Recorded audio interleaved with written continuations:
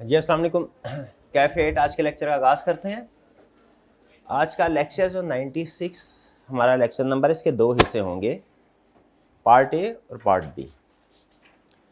इसलिए कि हमारा इसमें जो चैप्टर हमने कवर करना है चैप्टर 13, उसके भी दो बड़े हिस्से हैं। अगर आप देखें पार्ट ए और पार्ट बी, पहले हिस्से में हम पार्ट ए कवर करेंगे और दूसरे हिस्से में पार्ट बी कवर करेंगे। तो ये हमारा चैप्टर 13 का पार्ट ए होगा 96 से, और फिर इसके बाद 96 बी चैप्टर 13 का पार्ट बी होगा। इस लेक्चर का ताल्लुक ना तो लेक्चर नंबर 95 से है और ना ही 97 से है, ठीक है। ये इनसे अलग है, हटके। यानी इसको पढ़ने के लिए लेक्चर 95 कवर करना ज़रूरी नहीं है इसको समझने के लिए, और ना ही ज़रूरी है इसके बाद लेक्चर 97। यानी इसको आप आज भी कवर कर सकते हैं, इसको आप बाद में भी जब भी आपके पास टाइम हो इसको कवर कर सकते हैं, ठीक है। इसके आगाज़ का ताल्लुक प्रीवियस लेक्चर से नहीं है, इसके अख्ताम का ताल्लुक नेक्स्ट लेक्चर से। इंडिपेंडेंट टॉपिक है जो आज हमने कवर करना है, ठीक है। ये टॉपिक रिलेट किस चीज़ से करता है? रिलेट करता है इंफॉर्मेशन टेक्नोलॉजी से, आईटी से, ठीक है। लेकिन इसमें जनरल आईटी नहीं डिस्कस की जाएगी, इंफॉर्मेशन टेक्नोलॉजी। इसमें आईटी डिस्कस की जाएगी ऑडिट के पॉइंट ऑफ व्यू से। मेन थीम जो है इस चैप्टर का, जहाँ से ये चैप्टर स्टार्ट होता है, वो ये कि अगर आपके ऑडिट क्लाइंट ने, जिसका आप ऑडिट कर रहे हैं, उसने अपने ऑपरेशंस में आईटी सिस्टम को यूज़ किया हुआ है, ऑपरेशंस में आईटी सिस्टम को यूज़ कर रहा है, तो इसका मतलब ये हुआ IT system is part of internal control. तो फिर हमारे ऊपर दो जिम्मेदारियां आ गई। पहली चीज़, हमने उस सिस्टम को अंडरस्टैंड करना है जो क्लाइंट यूज़ कर रहा है, और दूसरी चीज़, हमने उस सिस्टम को टेस्ट करना है, ठीक है। दो चीज़ें, क्योंकि यही होता है ना, अंडरस्टैंडिंग ऑफ इंटरनल कंट्रोल भी है और टेस्ट ऑफ कंट्रोल भी है। तो अगर क्लाइंट कंप्यूटर्स को यूज़ कर रहा है तो इसका मतलब कंप्यूटर सिस्टम उसके इंटरनल कंट्रोल का हिस्सा बन गया ना, उसके ऑपरेशन में अगर है। तो हमारी एज आईटी रिस्पॉन्सिबिलिटी क्या होगी? क्या हम कंप्यूटर्स को इग्नोर कर दें? बिल्कुल। ये पुराने ज़माने में ये होती थी अप्रोच, इसे बोलते थे auditing through computer, sorry auditing around computer. यानी कंप्यूटर्स के इर्द गिर्द की चीज़ों को ऑडिट कर लो, कंप्यूटर को छोड़ दो। लेकिन ये पुरानी अप्रोच है। जब इंफॉर्मेशन टेक्नोलॉजी नई नई आई थी और उसे समझा जाता था बड़ी रॉकेट साइंस है, कोई अलग से फील्ड है, आइए अकाउंटिंग और ऑडिट से अलग कोई चीज़ है, उस वक्त ये अप्रोच होती थी ऑडिटिंग अराउंड कंप्यूटर। फिर आहिस्ता आहिस्ता पता चला ये इंफॉर्मेशन टेक्नोलॉजी तो हर प्रोफेशन में है, ठीक है। इवन अब आजकल की अगर आप एज में देखें तो ये हर प्रोफेशन क्या, हर पर्सन की लाइफ में है। प्रोफेशनल क्या, पर्सनल लाइफ में भी हम इंफॉर्मेशन टेक्नोलॉजी का यूज़ करते हैं। आजकल तो वो 2-3 साल का बच्चा जो है वो भी एप्लीकेशंस को यूज़ कर रहा होता है। तो इसीलिए ये समझा गया कि नहीं, इस इंफॉर्मेशन टेक्नोलॉजी को हम कोई एक सुपर नेचुरल चीज़ ना समझे अलग से अपने प्रोफेशन से, बल्कि इसको अपने प्रोफेशन के साथ इंटीग्रेट करें। तो फिर कंसेप्ट है ऑडिटिंग थ्रू कंप्यूटर का। ऑडिटिंग थ्रू कंप्यूटर में क्या करते हैं, कंप्यूटर के इर्द गिर्द की चीज़ें यानी इनपुट आउटपुट उसको भी चेक करते हैं, और जो कंप्यूटर की प्रोसेसिंग है, जो सॉफ्टवेयर क्लाइंट यूज़ कर रहा है, उनकी वर्किंग को भी चेक करते हैं। ये है ऑडिटिंग थ्रू कंप्यूटर्स। तो आजकल की दुनिया में जो कंसेप्ट यूज़ हो रहा है वो ऑडिटिंग अराउंड कंप्यूटर का नहीं हो रहा, बल्कि ऑडिटिंग थ्रू कंप्यूटर। इसी वजह से तो हमारे ऑडिट के सिलेबस में ये इंफॉर्मेशन टेक्नोलॉजी का चैप्टर इंक्लूड किया गया, ठीक है। तो इस चैप्टर के दो हिस्से हैं। पहले तो दो हिस्सों को मैं डिफरेंशिएट कर दूं। पहला हिस्सा है जिसमें हम स्टडी करेंगे जो हमारा ऑडिट क्लाइंट है, वो मैनेजमेंट के पॉइंट ऑफ व्यू से। जो पहला हिस्सा जब आपने पढ़ना है ना, तो आपने मैनेजमेंट के पॉइंट ऑफ व्यू से उसको पढ़ना है। पता है कंट्रोल्स को हम दोनों पॉइंट ऑफ व्यू से देखते हैं, मैनेजमेंट के पॉइंट ऑफ व्यू से भी और ऑडिटर के पॉइंट ऑफ व्यू से भी। कंट्रोल एक्टिविटीज को समझना हो, मैनेजमेंट के पॉइंट ऑफ व्यू से समझो। टेस्ट ऑफ कंट्रोल परफॉर्म करने हो, ऑडिटर के पॉइंट ऑफ व्यू से समझो। ये तो बेसिक कंसेप्ट है हमारे कंट्रोल्स का।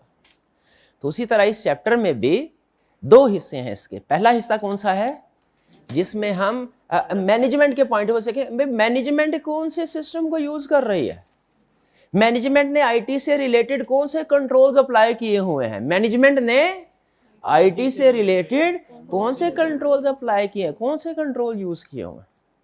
और फिर दूसरे हिस्से में हम पढ़ेंगे क्या, कि ऑडिटर उन कंट्रोल्स को कैसे टेस्ट कर सकता है। दो हिस्से हो गए। जरा मुझे चैप्टर 13 में देखिएगा, क्या दो पार्ट्स आपको नजर आ रहे हैं, पार्ट ए और पार्ट बी? तो मुझे जरा बताइए, पार्ट ए इसका क्या टाइटल है? Types of controls used by client in IT system. जो क्लाइंट यूज कर रहा है, और पार्ट बी जो है इसका क्या टाइटल है? Use of computers in auditing, यानी ऑडिटर कैसे कंप्यूटर को इस्तेमाल करेगा ऑडिट में। और जाहिर है ऑडिटर ने कंप्यूटर इस्तेमाल करने किस लिए इस्तेमाल करने हैं?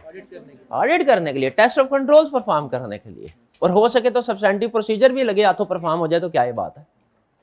इसलिए तो इसका आधा हिस्सा चैप्टर का मैनेजमेंट के पॉइंट ऑफ व्यू से, आधा हिस्सा ऑडिटर के पॉइंट ऑफ व्यू से। हमारे लेक्चर के भी हमने 2 हिस्से किए। ये वाला हिस्सा जो हम पढ़ रहे हैं ये किसके पॉइंट ऑफ व्यू से है? मैनेजमेंट के पॉइंट ऑफ व्यू से।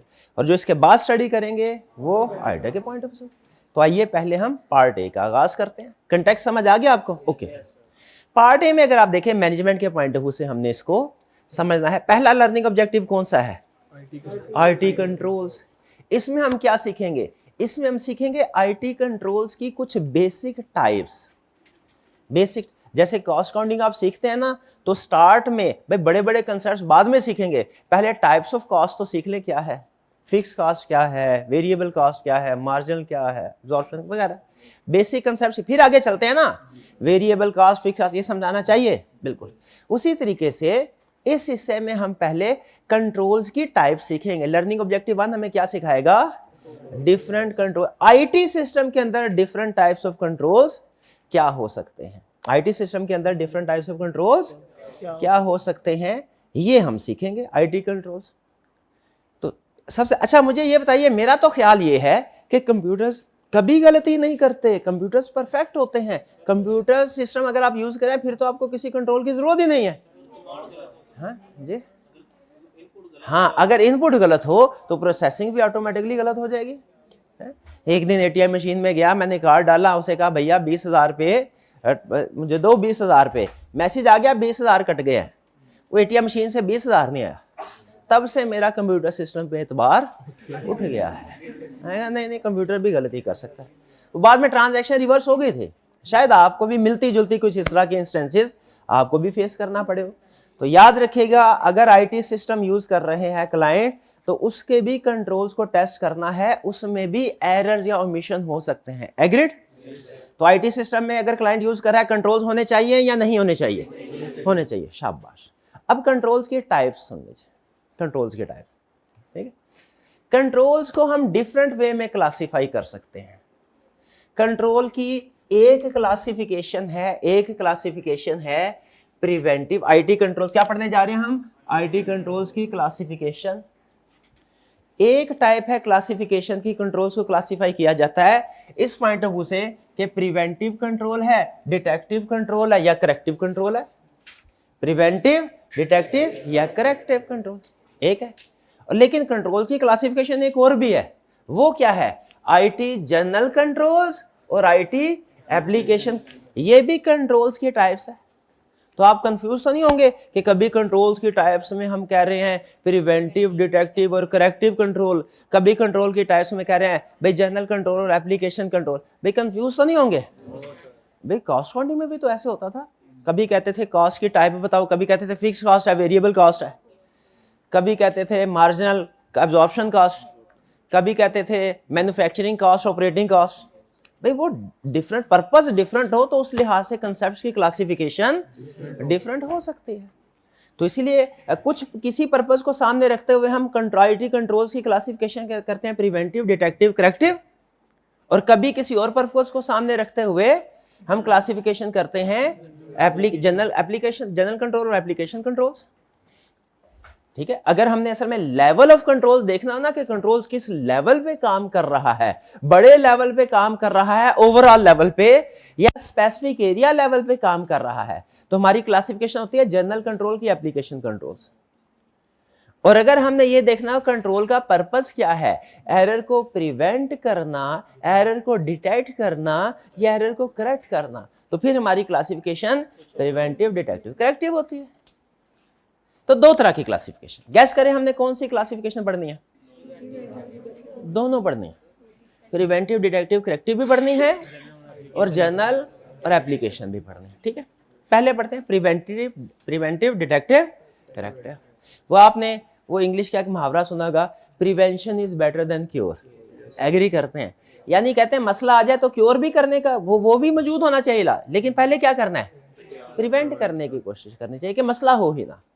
तो हमारे आईटी के ऐसे कंट्रोल्स जो किसी एरर को, किसी प्रॉब्लम को, किसी गड़बड़ को फर्स्ट स्टेप में होने से ही रोकते हैं, उसे क्या कहते हैं? Preventive control. ठीक है भाई, हमने फिजिकली फर्ज कीजिए अगर किसी बिल्डिंग को सिक्योर करना है दहशतगर्द से, तो बिल्डिंग के अंदर ये इंतजाम तो होने चाहिए कि अगर दहशतगर्द आ जाएं तो उनको कैप्चर कैसे करना। लेकिन उससे बेहतर है क्या, उससे पहले कुछ और इंतजाम, क्यों भाई दहशतगर्द को आने ना दो बिल्डिंग में। प्रिवेंटिव कंट्रोल्स क्या करते हैं? आपके वायरसेस को, प्रॉब्लम्स को, गड़बड़ को सिस्टम में आने ही नहीं देते। इनका मकसद एक ही होता है, क्या? एरर को अकर होने से रोको। प्रिवेंटिव कंट्रोल यानी गड़बड़ हो ही ना, भाई अक्लमंद इंसान कौन है? जो भी गड़बड़ हो उसको ठीक करता रहे, कि जो गड़बड़ होने ही ना दे, कोशिश ये करे होने ही ना दे। प्रिवेंटिव कंट्रोल, ठीक है। तो प्रिवेंटिव कंट्रोल का मकसद क्या है? एरर्स को फर्स्ट स्टेप में अकर होने से रोकना। डिटेक्टिव कंट्रोल का मकसद क्या है? जो एरर अगर हो जाए उनको डिटेक्ट करना। बाज़ का तो ऐसा होता है, मसला होता है वो डिटेक्ट ही नहीं हो पाता। हमने देखा बाज़ का वो स्कैन होता है, डॉक्टर कहता है भाई अब तो कैंसर आखिरी स्टेज पे है, आप अगर कुछ अर्सा पहले आ जाते तो इलाज मुमकिन हो सकता था। क्या? डिटेक्टिव कंट्रोल ठीक नहीं है। डिटेक्टिव कंट्रोल का मतलब क्या है? कि अगर कोई प्रॉब्लम आ जाए उसे डिटेक्ट करना है, ठीक है। और करेक्टिव कंट्रोल का मकसद क्या है? कि अगर कोई प्रॉब्लम आइडेंटिफाई हो गई, प्रिवेंटिव कंट्रोल की लेयर फेल हो गई, first layer fail, first defence हमारा फेल, कौन सा? प्रिवेंटिव वाला।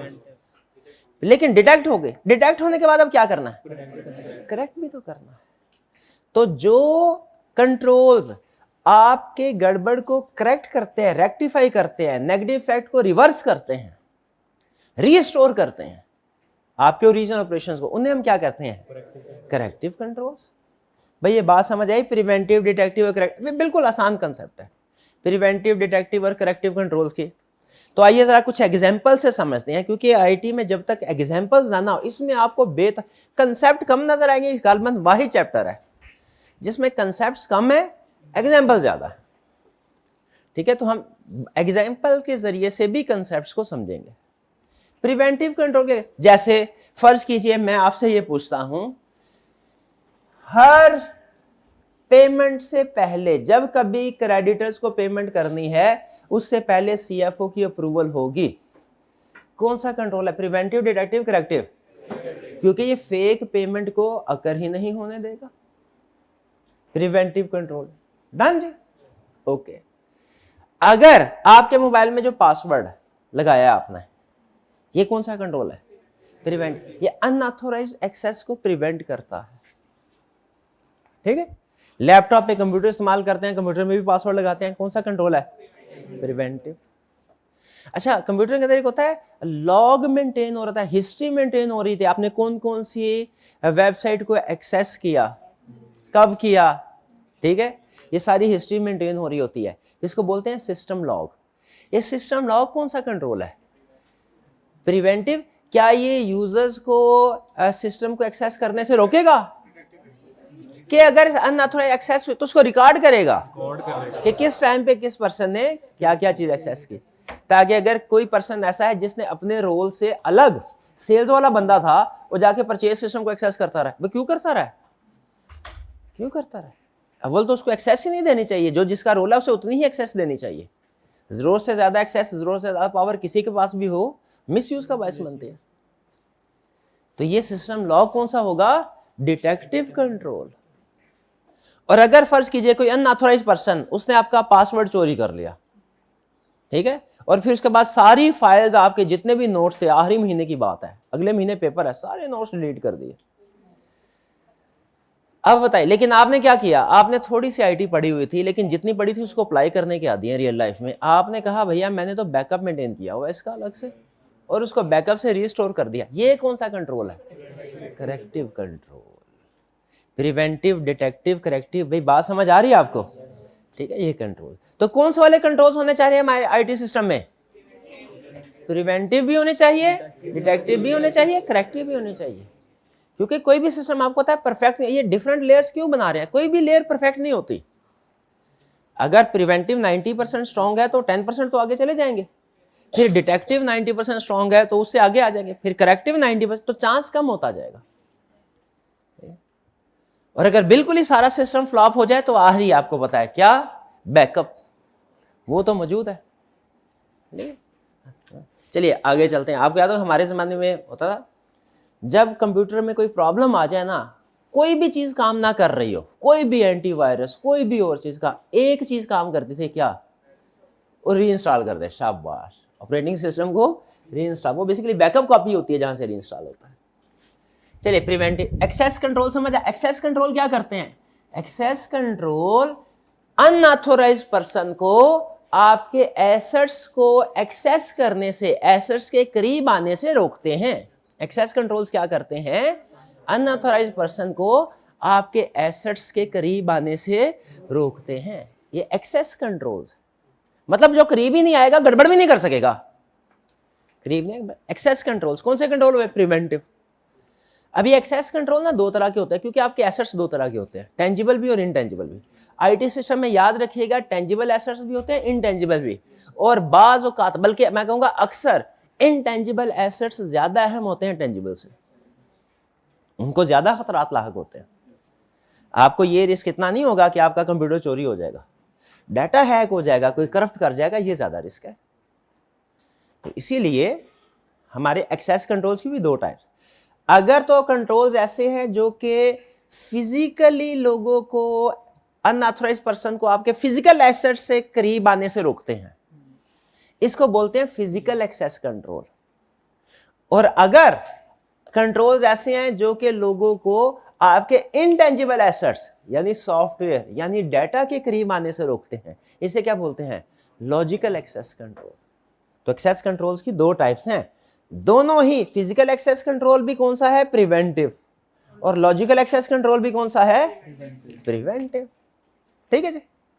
फिर एक सेग्रीगेशन ऑफ ड्यूटीज आ गई, ये भी प्रिवेंटिव है, ये एरर को अकर नहीं होने देता। क्यों नहीं करो, एक बंदा गलती करने लगे ना, दूसरा कहता भाई क्या कर रहे हो, क्या कर रहे हो।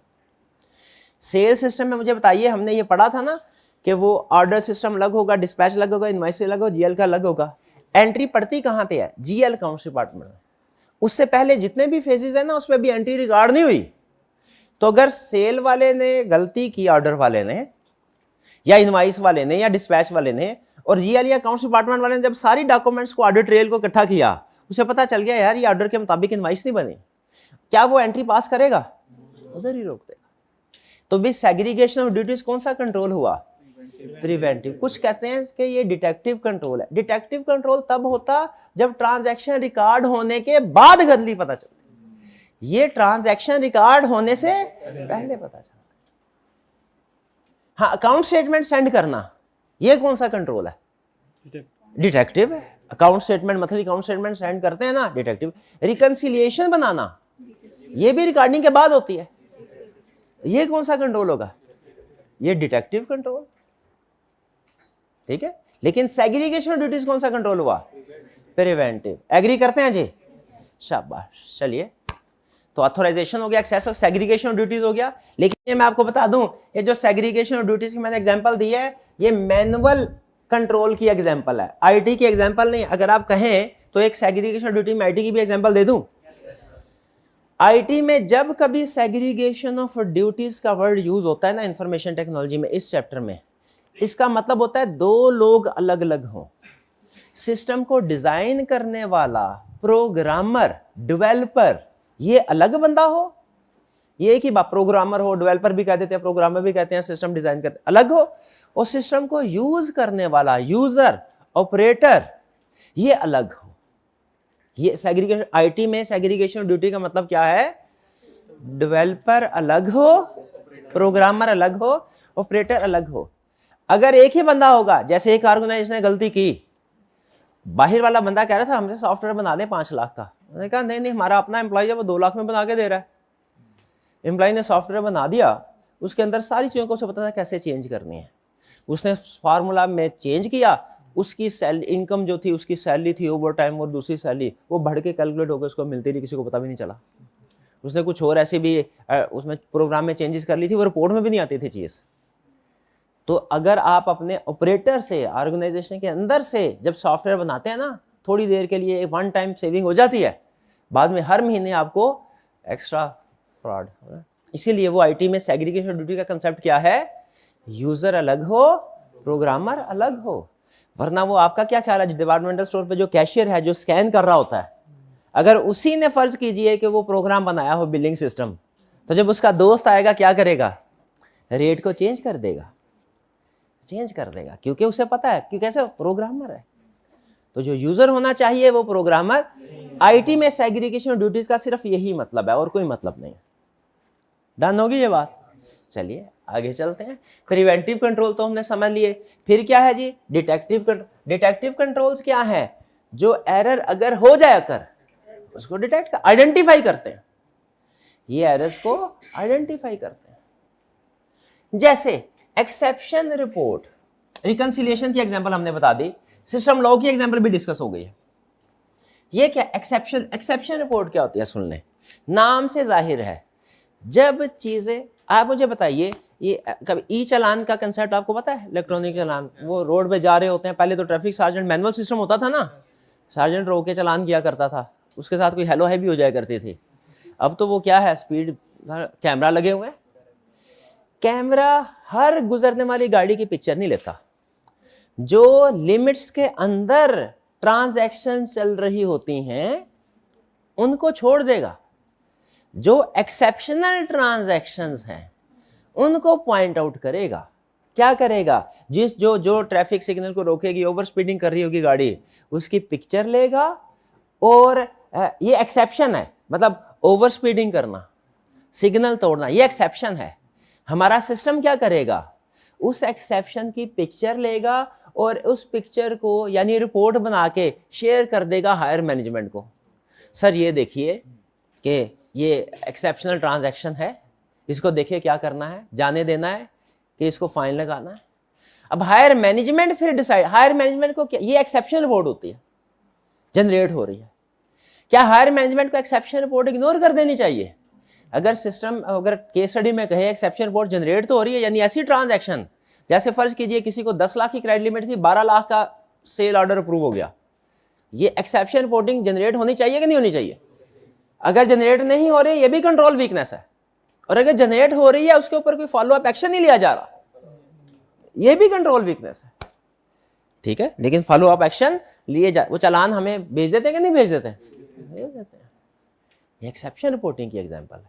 ऑर्गेनाइजेशन के अंदर एक्सेप्शन रिपोर्टिंग के मुख्तलिफ तरीके हो सकते हैं।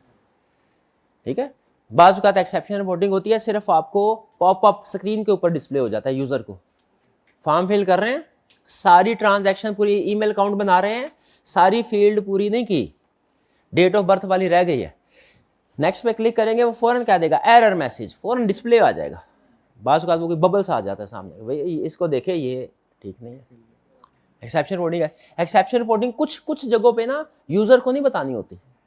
जैसे अगर कोई पर्सन, फर्ज कीजिए कि कोई गलत ट्रांजैक्शन रिकॉर्ड करने की कोशिश कर रहा है, सिस्टम को पासवर्ड ट्राई कर करके गैस करने की कोशिश कर रहा है, सिस्टम उसको सिर्फ इतना ही बता देगा आपका पासवर्ड ठीक नहीं है, लेकिन क्या उसकी रिपोर्ट किसी दूसरे बंदे को जानी चाहिए, जो एडमिनिस्ट्रेटर है आईटी का, पता चले भाई ये कौन पर्सन है जो बार बार ट्राई कर रहा है, कहीं ये हैकर तो नहीं है, मे बी असल जेन्युइन यूजर भूल गया हो पासवर्ड, ये भी हो सकता है, मे बी हैकर ट्राई कर रहा हो कोई।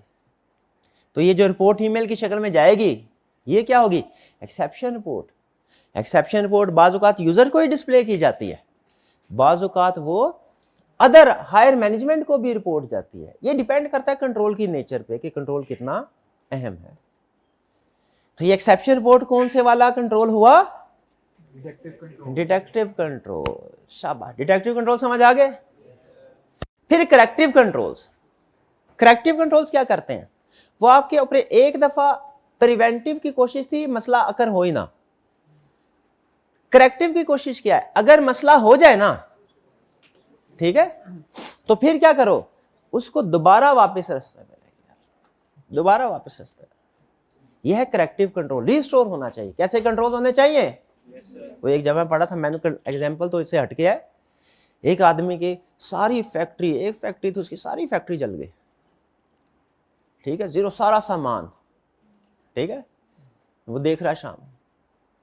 अच्छा, लोगों ने बताया भाई तुम तो लुट गए, बर्बाद हो गए, तुम्हारे तो पहले कुछ नहीं रहा। शाम को उसने एक बोर्ड बनवा के लगाया उसी जली हुई फैक्ट्री के सामने। उसने कहा मेरा सब कुछ जल गया, सिर्फ एक चीज बाकी है, मेरा अपने ऊपर एतमाद, बिजनेस कल से दोबारा शुरू होगा। ये क्या है? डिजास्टर आया जरूर, क्या हमारी जिंदगी में भी डिजास्टर आता है? क्या डिजास्टर आने के बाद हमें बिल्कुल छोड़ देना चाहिए? भाई ये मेरे साथ एक दफा ऐसे हो गया, हमेशा मेरे साथ ऐसा ही होगा, अब आगे मैं कोई मेहनत ही नहीं करता, या मैं अब तो ये काम कर ही नहीं सकता। नहीं, अब आप पहले की निस्बत ज्यादा जल्दी काम, अब आपके पास तजर्बा है, एक्सपीरियंस है, आपको पता है कौन सी चीजें वर्क करती हैं, कौन सी चीजें वर्क नहीं करती। तो ऑर्गेनाइजेशन के अंदर अगर कोई डिजास्टर आ जाए, हैकर आ गया, सब कुछ तबाह कर दिया उसने, डिलीट कर दी सारी फाइल्स, करप्ट कर दी, अनअवेलेबल कर दी हमारे लिए, तो क्या काम करना छोड़ दें? नहीं, क्या करेक्टिव मेजर, और पहले से बेहतर सिस्टम लेके आए ताकि अब की बार हैकर जो है वो ये ना कर सके, और अगर करे भी तो हमारे पास ऐसा सिस्टम होना चाहिए कि हम अपने ऑपरेशंस को रिस्टोर कर दें। इंश्योरेंस इसकी एग्जांपल है, करेक्टिव कंट्रोल की। जल गया सब कुछ, प्रॉब्लम हुई, ठीक है, वो क्या है, इंश्योरेंस करवाई थी, पेमेंट मिलेगी, दोबारा एसेट बाय कर लेंगे। डाटा है वो तो इंश्योरेंस कंपनी वाले नहीं देंगे, उसका क्या करें, बैकअप करें। प्रॉब्लम आई, डाटा सारा जल गया, खराब हो गया, करप्ट हो गया, डिस्ट्रॉय हो गया, क्या करें फिर, बैकअप से रिस्टोर कर। तो ये क्या है, करेक्टिव कंट्रोल, जो आपके सिस्टम को दोबारा ट्रैक पे लेके आता है, रिस्टोर करता है सिस्टम, जैसे बैकअप एंड रिकवरी। और अगर एम्प्लॉइज कोई फ्रॉड करता है, एम्प्लॉय ने चोरी की, अव्वल तो आपके कंट्रोल्स इतने स्ट्रांग होने चाहिए वो चोरी ना कर सके, ठीक है। कैश की ट्रांजैक्शन कम से कम, बैंकिंग ट्रांजैक्शन ज्यादा, कैश की ट्रांजैक्शन हो भी रही है, सेग्रीगेशन ड्यूटीज करे, रिकॉर्ड करने वाला अलग, रिसीव करने वाला अलग, लेकिन फिर भी अगर चोरी हो गई फिर क्या करें, करेक्टिव कंट्रोल्स क्या होंगे, क्या चोरी हो गई तो उसको जॉब से निकाल दें, बस इतना काफी नहीं है, रिकवरी की भी कोशिश करें, उसके खिलाफ एफआईआर दर्ज करवानी, ऐसे नहीं जाने देना उसे एफआईआर, ताकि पैसे हो वापस, पैसे वापस ना भी हो, उसको जेल हो, ताकि कम से कम दूसरे लोगों को पता हो कि हम चोरी को माफ नहीं करते। ये मैसेज जब चोरी हो जाती है ना, रिकवरी होना आपको पता है मुश्किल है पाकिस्तान में, फिर भी एक्शन लेना चाहिए, किस वजह से, दूसरे लोग, हाँ।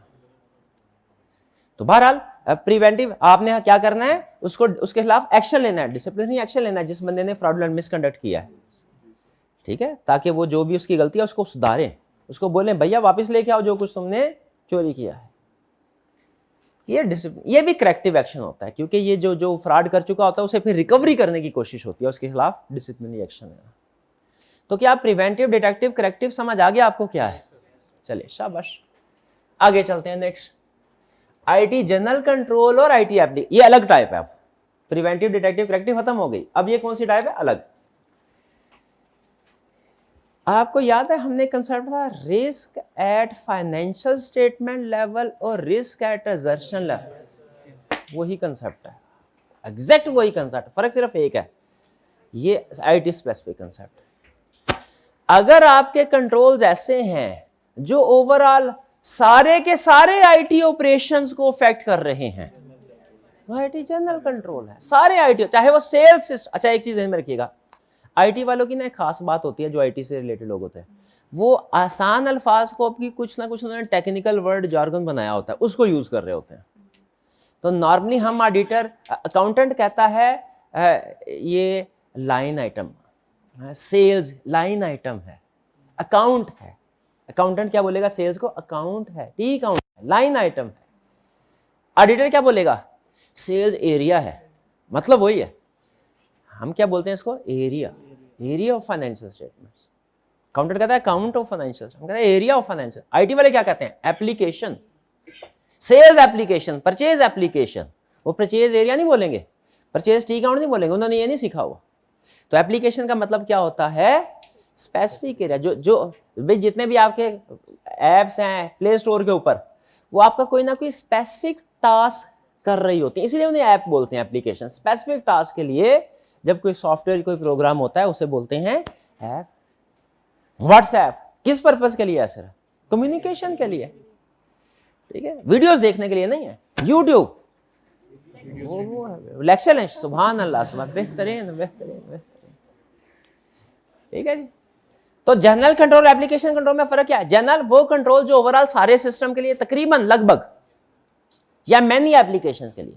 जनरल कंट्रोल एप्लीकेशन कंट्रोल्स की इफेक्टिव मॉनिटरिंग को सपोर्ट करते हैं, इफेक्टिव फंक्शनिंग को, वर्किंग को सपोर्ट करते हैं, ठीक है। और एप्लीकेशन कंट्रोल्स क्या होते हैं? स्पेसिफिक एप्लीकेशन की वर्किंग। एंड्रॉयड, आपके मोबाइल में दो तरह के सॉफ्टवेयर है, एक एंड्रॉयड है या वो क्या एप्पल का क्या बोलते हैं उसको सब, iOS।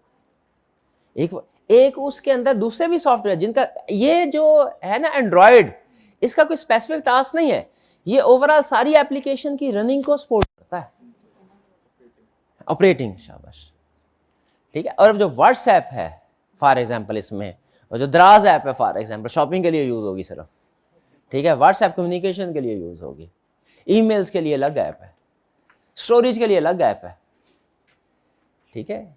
ये सारी कॉल्स करने के लिए अलग ऐप है। ये सारी क्या है? स्पेसिफिक एप्लीकेशन जो स्पेसिफिक टास्क को फोकस कर रही होती हैं। तो अगर मैंने अपने मोबाइल पे पासवर्ड लगाया इस पर्पस के लिए कि कोई इसको ओपन ही ना कर सके, वो कौन से वाली एग्जांपल? General control. अगर कहते हैं व्हाट्सएप को ओपन करने का, आपको पता है एप्लीकेशन स्पेसिफिक भी पासवर्ड होते हैं, तो हालांकि कंट्रोल्स की नेचर वही है, लेकिन अब इसको क्या, इसका यूज मैं क्या कर रहा हूं? एप्लीकेशन, ये एप्लीकेशन स्पेसिफिक होगा। अगर मैं अपनी पूरी ऑर्गेनाइजेशन का सारा डाटा बैकअप हर दिन उसको जनरेट कर रहा हूं कि पूरी ऑर्गेनाइजेशन में जितनी भी आज ट्रांजैक्शन हुई है डे एंड के ऊपर सबका डाटा क्लाउड पे बैकअप क्रिएट हो जाए, तो वो क्या होगा? वो जनरल कंट्रोल होगा। और अगर व्हाट्सएप का डाटा हर रोज रात को 2 बजे बैकअप हो रहा है, ये क्या है? Application control. अमूमी तौर पे जब बैकअप क्रिएट होता है ना, तो वो सारे सिस्टम का होता है ऑर्गेनाइजेशन में। आप तो चाहे अपने सिर्फ व्हाट्सएप का, अगर ईमेल का बैकअप हम नहीं बनाते होते अमूमन, व्हाट्सएप का बना देते हैं, तो ये एप्लीकेशन। लेकिन अगर अमूमी तौर पे ऑर्गेनाइजेशन में हर ऐप का बैकअप बन रहा होता है, पूरी, सिर्फ सेल्स का बैकअप नहीं बनाना उन्होंने, परचेज का भी। खुद बताएं, क्या ऑर्गेनाइजेशन में बैकअप सिर्फ एक एरिया का, एक एप्लीकेशन का हो? सबका हो। इसीलिए अमूमी तौर पे अगर कुछ मेंशन ना हो तो हम बैकअप को किधर लेके जाते हैं भला? General control. तो जनरल एप्लीकेशन कंट्रोल में फर्क समझ आया आपको? हाँ जी, शाबाश। अब सुन लीजिए, कहता क्या, ये काम की बात है। कहता है अगर आपका आईटी जनरल कंट्रोल स्ट्रांग है, पहले सब अच्छा बताइए, अगर फर्क समझ आया, हम पहले किसको कंट्रोल को टेस्ट करते हैं एज ऑडिटर? जनरल या एप्लीकेशन? कहता है जनरल कंट्रोल स्ट्रांग है, फिर एप्लीकेशन कंट्रोल को भी टेस्ट करो। और अगर जनरल कंट्रोल वीक है, अगर आईटी जनरल कंट्रोल वीक है, आईटी एप्लीकेशन कंट्रोल को टेस्ट करने की जरूरत नहीं, वो ऑटोमेटिकली वीक होंगे। लेकिन एक चीज है, कह रहा है आपने नोट नहीं किया, मैंने जो आपको एग्जांपल बताई थी ना प्रिवेंटिव, डिटेक्टिव, करेक्टिव की, अब जरा नोट करें, इसमें से कुछ एग्जांपल आईटी बेस्ड थी, कुछ एग्जांपल मैनुअल वाली थी। नोट किया आपने? जैसे रिकंसिलिएशन बनाना डिटेक्टिव है, लेकिन ये मैनुअल है। एक्सेप्शन वर्ड जनरेट करना, तो याद रखिएगा कि आईटी सिस्टम में कुछ कंट्रोल्स, आईटी सिस्टम में दुनिया का चाहे बेहतरीन आईटी सिस्टम हो, कुछ कंट्रोल्स आईटी सिस्टम वाले होते हैं, कुछ मैनुअल वाले होते हैं। एक साइंसदान खुशी खुशी अपने दोस्त के पास गया, कहता तेरे लिए ऐसा तोहफा लेके आया हूं, तू बहुत निकम्मा सुस्त, सारी जिंदगी काम तूने कोई नहीं किया, तेरे लिए ऐसा तोहफा लेके तो खुश हो जाएगा। दोस्त ने साइंसदान से पूछा, अच्छा क्या तोहफा? उसने कहा ऐसा रोबोट बनाया मैंने तेरे लिए, तेरा हर काम कर देगा, बस तूने बटन दबाना है। कहने लगा बटन तो मुझे दबाना पड़ेगा ना। तो अगर दुनिया में कोई ऐसा रोबोट भी इजाद हो जाए ना, ऐसा आईटी सिस्टम जो आपका हर फंक्शन परफॉर्म कर ले, उसमें भी ह्यूमन एलिमेंट को इग्नोर नहीं कर सकते। क्यों? बटन तो हमने दबाना है, ठीक है जी। तो इसीलिए हर आईटी सिस्टम में मैनुअल, यही एग्जांपल आपको बताने लगा। कह रहा IT general control system weak, IT general control strong, test करो application control, may be strong हो मे बी वीक हो। लेकिन अगर आईटी जनरल कंट्रोल वीक, तो एप्लीकेशन कंट्रोल्स भी जो आईटी वाले होंगे वो वीक। लेकिन हो सकता है क्योंकि मैनुअल कंट्रोल हो उसमें, वो हो सकता है कि स्ट्रांग हो। क्यों भला? क्योंकि वो आईटी पे डिपेंड ही नहीं कर रहा। कंसेप्ट समझ रहे हैं? आईटी जनरल कंट्रोल स्ट्रांग, तो एप्लीकेशन को टेस्ट करो। अगर IT general control weak, application को टेस्ट। लेकिन अगर एप्लीकेशन कंट्रोल में कोई मैनुअल कंट्रोल्स है उनको टेस्ट करते हैं। बेसिक्स को समझ आई आपको? ये लर्निंग ऑब्जेक्टिव 1 था हमारा। यहाँ पे इसको फुल स्टॉप लगाते हैं। आपके पास 3 मिनट है, तसल्ली से इसको रीड करना है। मैं चाह रहा हूँ साथ साथ ना हम कुछ क्विज भी कंडक्ट करवाते जाएं, ताकि मुझे पता चलता जाए कि आप कुछ समझ आ रही है कि नहीं आ रही। ठीक है जी, 3 मिनट का टाइम दिया जा रहा है, आप रीड कर लीजिए। मैं मीनवाइल आपका क्विज सेटअप करता हूँ। पास कीजिएगा जी। उम्मीद है रीडिंग आपने कर ली होगी, तो स्टार्ट करें क्विज को। तैयार हैं? जरा देखते हैं कि अभी तक के लेक्चर में आपने क्या कुछ सीखा है। लिंक पे क्लिक कीजिए। तैयार है तो बताइए। 30 सेकंड के अंदर हम क्विज स्टार्ट कर रहे हैं। 1 मिनट हार जाए, अभी नहीं आपको दिखाना। तैयार है जी? हाँ जी, फटाफट कर ले, फटाफट। 2 मिनट नहीं होने, 30 सेकंड है बस।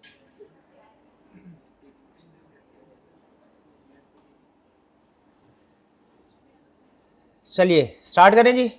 पहला क्वेश्चन ये रहा।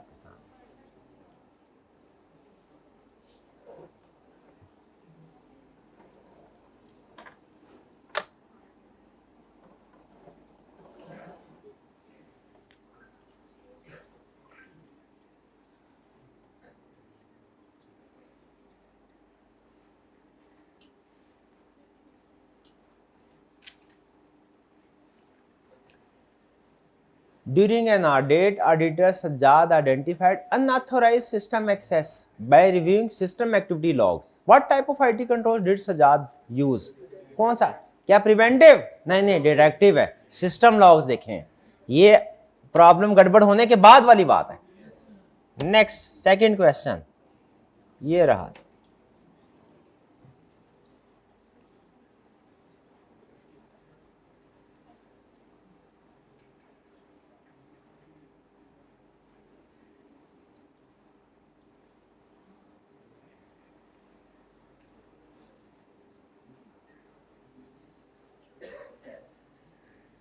इन्वेंटरी रिकॉर्ड डिस्ट्रॉय हो गए,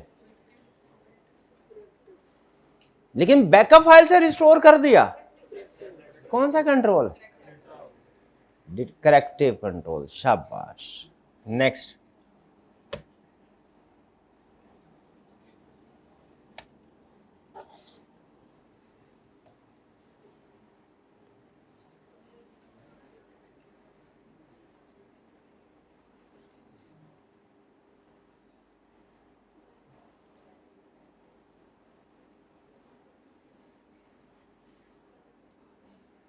Purchase orders require approval from senior management before processing. This approval system represents which type of IT control? कौन सा है? प्रिवेंटिव। शाबाश। अच्छा, प्रिवेंटिव है बिल्कुल। अब मैं आपसे अगर मैं पूछूं ये एप्लीकेशन कंट्रोल है कि जनरल कंट्रोल, फिर क्या बताएंगे? ये एप्लीकेशन कंट्रोल है। क्यों? स्पेसिफिक परचेज एप्लीकेशन से रिलेट कर रहा है। शाबाश। ठीक है, लेकिन बहरहाल ये तो उसने प्रिवेंटिव भी पूछा था। आगे चलते हैं। Last question.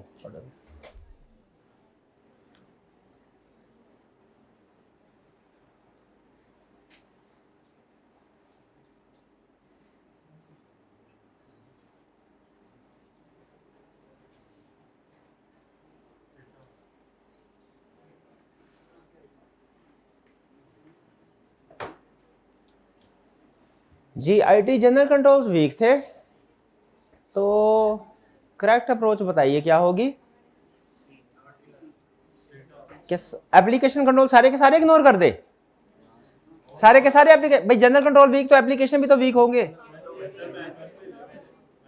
हाँ, मैनुअल वाले हो सर। शाबाश, करेक्ट। चलिए, छोटा सा क्विज था हमारा। चले जी, पहली पोजीशन तो हमारी बच गई। प्राइज दे रहे हैं आज हम? अभी टाइम नहीं था, बाकियों के पास टाइम था। फर्स्ट पोजीशन शाबाश, किन की है? शाबाश, दीजिए प्राइज भाई को। सेकंड पोजीशन दे दे यार, इसको भी दे दे, गलत है। Third position, fourth position, third position 2 लोगों की है। शाबाश। Fourth position, fifth position, sixth position, fifth hybrid में भी है पोजीशन। शाबाश। Sixth position, seventh position, eighth position, शाबाश। Ninth position, 10th position. चलिए इसको करते हैं हम यहाँ पे क्लोज। और अब चलते हैं हम नेक्स्ट लर्निंग ऑब्जेक्टिव की तरफ। अच्छा, नेक्स्ट लर्निंग ऑब्जेक्टिव क्या है हमारा? अब देखें, आईटी कंट्रोल्स की दो टाइप्स है ना बड़ी, आईटी जनरल कंट्रोल और आईटी एप्लीकेशन कंट्रोल्स। तो अब हमने क्या पढ़ना भला? लर्निंग ऑब्जेक्टिव 2 में पढ़ेंगे आईटी जनरल कंट्रोल और लर्निंग ऑब्जेक्टिव 3 में पढ़ेंगे एप्लीकेशन कंट्रोल्स। आइए पहले जनरल कंट्रोल्स को देखते हैं। जनरल कंट्रोल्स क्या? जनरल कंट्रोल्स है पूरे सॉफ्टवेयर बैग। आप एज्यूम कीजिए, इमेजिन कीजिए कि आप अपनी कंपनी में सीईओ हैं और आपने फैसला किया कि हमारी कंपनी में मैनुअल सिस्टम नहीं होना चाहिए, आईटी सिस्टम होना चाहिए। पूरी कंपनी के लिए एक इंटीग्रेटेड सॉफ्टवेयर ईआरपी इंस्टॉल कर रहे हैं। ऐसा सॉफ्टवेयर यानी हर सेल्स सिस्टम भी, परचेज, सारे सिस्टम उसमें जुड़े होंगे। ठीक है, तो ये मुझे ये बताइए, सीईओ को क्या करना चाहिए? फौरन सीट से उठे, भागा भागा मार्केट में जाए, जो पहला सॉफ्टवेयर उसको नजर आए वो ले आए? ऐसा नहीं, ऐसा नहीं, कोई कंट्रोल्स होने चाहिए। बिल्कुल भाई, जब कोई इन्वेंट्री खरीदते हैं उसके कंट्रोल्स हैं, जब फिक्स एसेट खरीदते हैं उसके कंट्रोल्स हैं। तो भाई इतना बड़ा सॉफ्टवेयर बाय करना है जो कि बाज़ औक़ात मिलियंस ऑफ डॉलर का होता है, तो उसके लिए भी कोई कंट्रोल्स होने चाहिए कि नहीं? तो ऐसे कंट्रोल जो किसी सिस्टम को एक्वायर कर रहे हैं, ये जो ऐसे कंट्रोल जो ओवरऑल सारे सिस्टम के लिए हैं, सारे सिस्टम के लिए, उसे हम कहते हैं IT general controls. IT general control, ठीक है। तो अब हम क्या स्टडी करेंगे? आईटी जनरल कंट्रोल्स क्या है? मुझे ये बताइए, ये मिलियंस ऑफ डॉलर का, करोड़ों का सॉफ्टवेयर छोड़े, गोली मारे इसको, हमने 750 का कैलकुलेटर खरीदना है, ठीक है? 1000 रुपये का हो गया, 1300 का हो गया, 1300 का कैलकुलेटर। मुझे बताइए, और कुछ भी नहीं, जब पहले, सबसे पहले एक्विजिशन से पहले ये देखते हैं, उसको एक्वायर करते हैं कि क्या वो हमारे मकसद के साथ कंपैटिबल है कि नहीं, यानी आईकैप ने जो परमिसिबल लिस्ट दी हुई है कैलकुलेटर्स की, उसमें मौजूद है कि नहीं। ये ना हो कि दूसरा खरीद लें, अगर दूसरा चाहे बेहतरीन क्यों ना हो, आईकैप की लिस्ट में उसे शामिल नहीं किया गया, हमारे लिए बेकार है। ऐसा ही है, हो सकता है आपका दोस्त जो इंजीनियरिंग कर रहा है वो आपसे कहे बेहतरीन कैलकुलेटर है, आपने कहना है वो तुम्हारे लिए बेहतरीन है, हमारे लिए कोई और चीज बेहतरीन है। ठीक है, हमने तो अपने पॉइंट ऑफ व्यू से अकाउंटेंट वाला कैलकुलेटर देना जो आईकैप ने रिकमेंड किया है। तो ये क्या है? बाय करने से पहले ये देखना कि हमारे ऑब्जेक्टिव के लिहाज से मैच करता है कि नहीं। ये क्या है? ये आईटी जनरल कंट्रोल्स, यानी क्योंकि अब सारी डिस्कशन हमारी आईटी सिस्टम को एक्वायर करने से रिलेटेड है, तो इसीलिए ये आईटी कंट्रोल समझे जाएंगे। जब आप कैलकुलेटर खरीद लेते हैं, चेक करते हैं ऑन हो रहा है कि नहीं, और कुछ भी ना करे ना, एक चेकिंग जरूर करता है, क्या 2 + 2 क्या आता है? अगर 2 + 2 5 आ जाए, हाँ, तो आपने नहीं लेना। अगर 2 + 2 4 हो जाए, तो ये है, ये आईटी से आपको शायद पता, एहसास नहीं होता, लेकिन आप आईटी सिस्टम एक्वायर करने से पहले उसकी चेकिंग कर रहे हैं। तो मुझे बताइए, अच्छा फिर उसके साथ क्या, आपको पता है एक मैनुअल भी होता है, वो कोई पेजेस होते हैं जो हम कभी नहीं पढ़ते, ठीक है, लेकिन अगर कोई नया पर्सन जिसको पहले से अंदाजा ना हो फंक्शंस का, तो वो उसको देख के पढ़ सकता है कि इसमें क्या क्या फंक्शन कैसे परफॉर्म होगा। मुझे बताइए, क्या सिस्टम की डॉक्यूमेंटेशन साथ होना, किसी भी मशीनरी के साथ, खासतौर पे आईटी सिस्टम की डॉक्यूमेंटेशन होना, भाई ये बटन दबाएंगे तो ये होगा, ये बटन दबाएंगे तो ये होगा, और ये वाला बटन कभी नहीं दबाना, ये डॉक्यूमेंटेशन अवेलेबल होनी चाहिए कि नहीं? ठीक है, और यूट्यूब के ऊपर ट्यूटोरियल वीडियोस भी मौजूद होने चाहिए जो कि हमें दिखाएं एक्चुअली किस तरीके से आपने फंक्शन परफॉर्म कर, आईआरआर कैसे कैलकुलेट करनी है, एनपीवी कैसे कैलकुलेट करनी है। ट्रेनिंग भी होनी चाहिए, सिर्फ डॉक्यूमेंटेशन होनी चाहिए कि ट्रेनिंग भी होनी चाहिए? टेस्टिंग भी हो, ट्रेनिंग भी हो, डॉक्यूमेंटेशन, ये सारी चीजें होनी चाहिए कि नहीं? तो जब आप अब वापस आ जाए मिलियंस ऑफ डॉलर वाले सॉफ्टवेयर की तरफ, जब एक छोटा सा आपने आईटी इक्विपमेंट बाय करना है 1300 रुपये वाला, उसके लिए आपने कंट्रोल्स अप्लाई किए होते हैं, तो क्या मिलियंस ऑफ डॉलर वाले सॉफ्टवेयर पे कंट्रोल्स नहीं होने चाहिए? अब वो यही समझा रहा है आपको, क्या कंट्रोल्स होंगे। कह रहा है जब आप सिस्टम को, इसको क्या बोलते हैं, categories of IT general control. कौन से कंट्रोल्स? यानी किसी भी सॉफ्टवेयर को खरीदना है आपने, उससे रिलेटेड है, या यूज करना है, खरीदना भी है और साथ में यूज भी करना है through out the life. System में से दो तरह से आप नया सिस्टम एक्वायर कर सकते हैं। नंबर 1, खुद सॉफ्टवेयर बना सकते हैं, और नंबर 2, मार्केट से रेडीमेड खरीद सकते हैं। जो सॉफ्टवेयर हाउस है उन्होंने कोई सॉफ्टवेयर बनाना वो खुद बनाते हैं अपने लिए, लेकिन अमूमी तौर पे जो कमर्शियल ऑर्गेनाइजेशन होती हैं उनके पास इतना अपना पूरा IT डिपार्टमेंट नहीं होता। वो जब सॉफ्टवेयर बाय करती हैं तो क्या करते हैं, मतलब एक्वायर करना होता है तो बाय करते हैं। तो जो पहली कैटेगरी है ना, अगर आप देखें उसमें लिखा हुआ है डेवलपमेंट भी और एक्विजिशन ऑफ IT सिस्टम भी, लेकिन हम ज्यादा फोकस किसके ऊपर करेंगे, एक्विजिशन पे, कि आपने रेडीमेड सिस्टम एक्वायर करना है तो क्या होगा। ठीक है, ऑब्जेक्टिव क्या है इसका, कि आप ऐसा सिस्टम बाय करें जो आपके एंटिटी के गोल्स के साथ अलाइन कर रहा हो। मैं जब मार्केट में सॉफ्टवेयर खरीदने गया मुझे पता चला रिटेल सॉफ्टवेयर भी मौजूद है, एजुकेशन सॉफ्टवेयर भी मौजूद है। रिटेल वाला सस्ता था, मैं वो ले आया।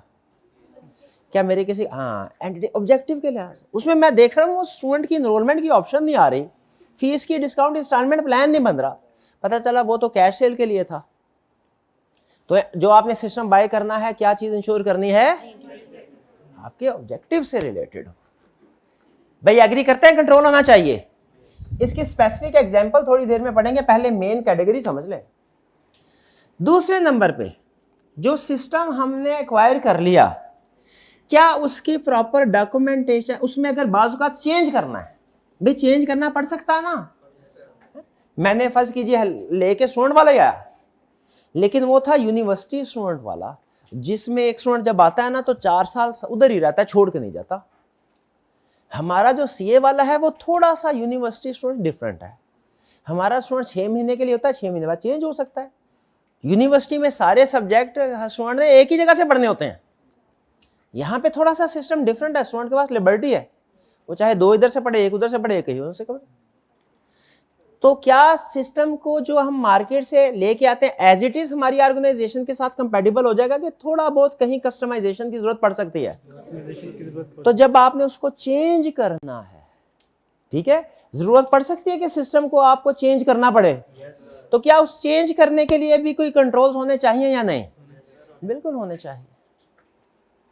कह रहा है जब आपने सिस्टम को, जो आप सिस्टम, यहां पे हम सिस्टम लेके आए, यहां पे क्या कर रहे हैं हम उस सिस्टम में मिनी चेंज कर रहे हैं, मिनी चेंज, थोड़ा बहुत चेंज कर रहे हैं। क्या उसकी डॉक्यूमेंटेशन एंड टेस्टिंग होनी चाहिए, बिल्कुल। ऑब्जेक्टिव क्या है कि जब कभी आपने चेंज करना है उसकी प्रॉपर टेस्टिंग हो, डॉक्यूमेंटेशन हो। ऐसा नहीं है चेंज करके फौरन दे दिया यूजर को, उसे पता ही नहीं क्या चेंज हुआ। ठीक है, ब्रेक की जगह पे गाड़ी में रेस लगा दी, रेस की जगह पे ब्रेक लगा दी, सामने आया कोई मुसाफिर तो उसे फौरन ब्रेक लगा दी। क्या पहले डॉक्यूमेंटेशन होनी चाहिए, टेस्टिंग होनी चाहिए, यूजर को सिखाना चाहिए भैया ये चेंज किया है, यूजर की अप्रूवल हो, फिर उसके बाद चेंज करे। किस बानी कलामी जिसने भी बोला चेंज कर दिया, बस जो सिस्टम चेंज कर दिया, सारा सिस्टम ठप हो जाना है। चेंज कर सकते हैं लेकिन चेंज के ऊपर भी कंट्रोल्स होने चाहिए। जो मर्जी जैसे मर्जी जब मर्जी चेंज कर दे ऐसे नहीं चलेगा। जो मर्जी जब मर्जी जैसे मर्जी सिस्टम बाय कर ले वो भी नहीं चलेगा, पहला कंट्रोल। दूसरा, चेंज करना है वो भी नहीं चलेगा। चेंज कर सकते हैं, ठीक है, लेकिन सही तरीके से डॉक्यूमेंट कंट्रोल, ठीक है। अच्छा, एक चेंज है जो अपने सिस्टम में हम करते हैं, ऑथोराइज चेंज, गुड चेंज। एक चेंज होता है जो सिस्टम में हैकर करते हैं। हमने कंपनी के अंदर कंट्रोल बनाया हुआ है, भाई जब कभी सिस्टम चेंज होगा प्रॉपर डॉक्यूमेंटेशन होगी, टेस्टिंग होगी, ट्रेनिंग होगी, अप्रूवल होगी। हैकर ने कहा अच्छा, हैकर जब आएगा वो भी जब हमारे सिस्टम में फाइल में चेंज करेगा ना उनको मॉडिफाई, तो वो भी पहले अप्रूवल लेगा, फिर डॉक्यूमेंटेशन करेगा, फिर टेस्टिंग, फिर ट्रेनिंग करके जाएगा। ऐसे होगा क्या? नहीं होगा। ये जो हैकर्स की तरफ से चेंज होता है ना, याद रखें, इसमें कोई डॉक्यूमेंटेशन टेस्टिंग नहीं होती। इसको हमने प्रिवेंट करना है, प्रिवेंट। भाई समझ रहे हैं? एक चेंज वो है जो ऑथोराइज है, भाई दोनों चेंजेस समझे।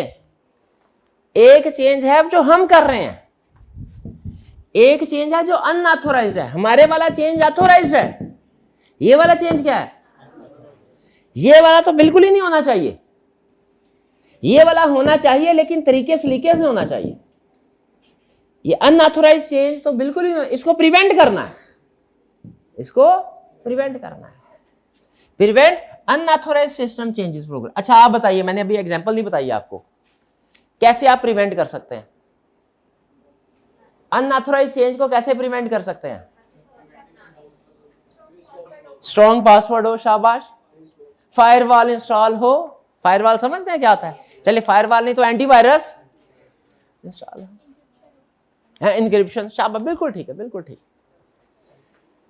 फिर नेक्स्ट भाई, ये इन दोनों में ये आसान है ऊपर, इन दोनों में फर्क समझ आ रहा है ना आपको? ये कौन से वाला चेंज है जो हम खुद कर रहे हैं, और ये कौन सा चेंज है? अनऑथोराइज्ड।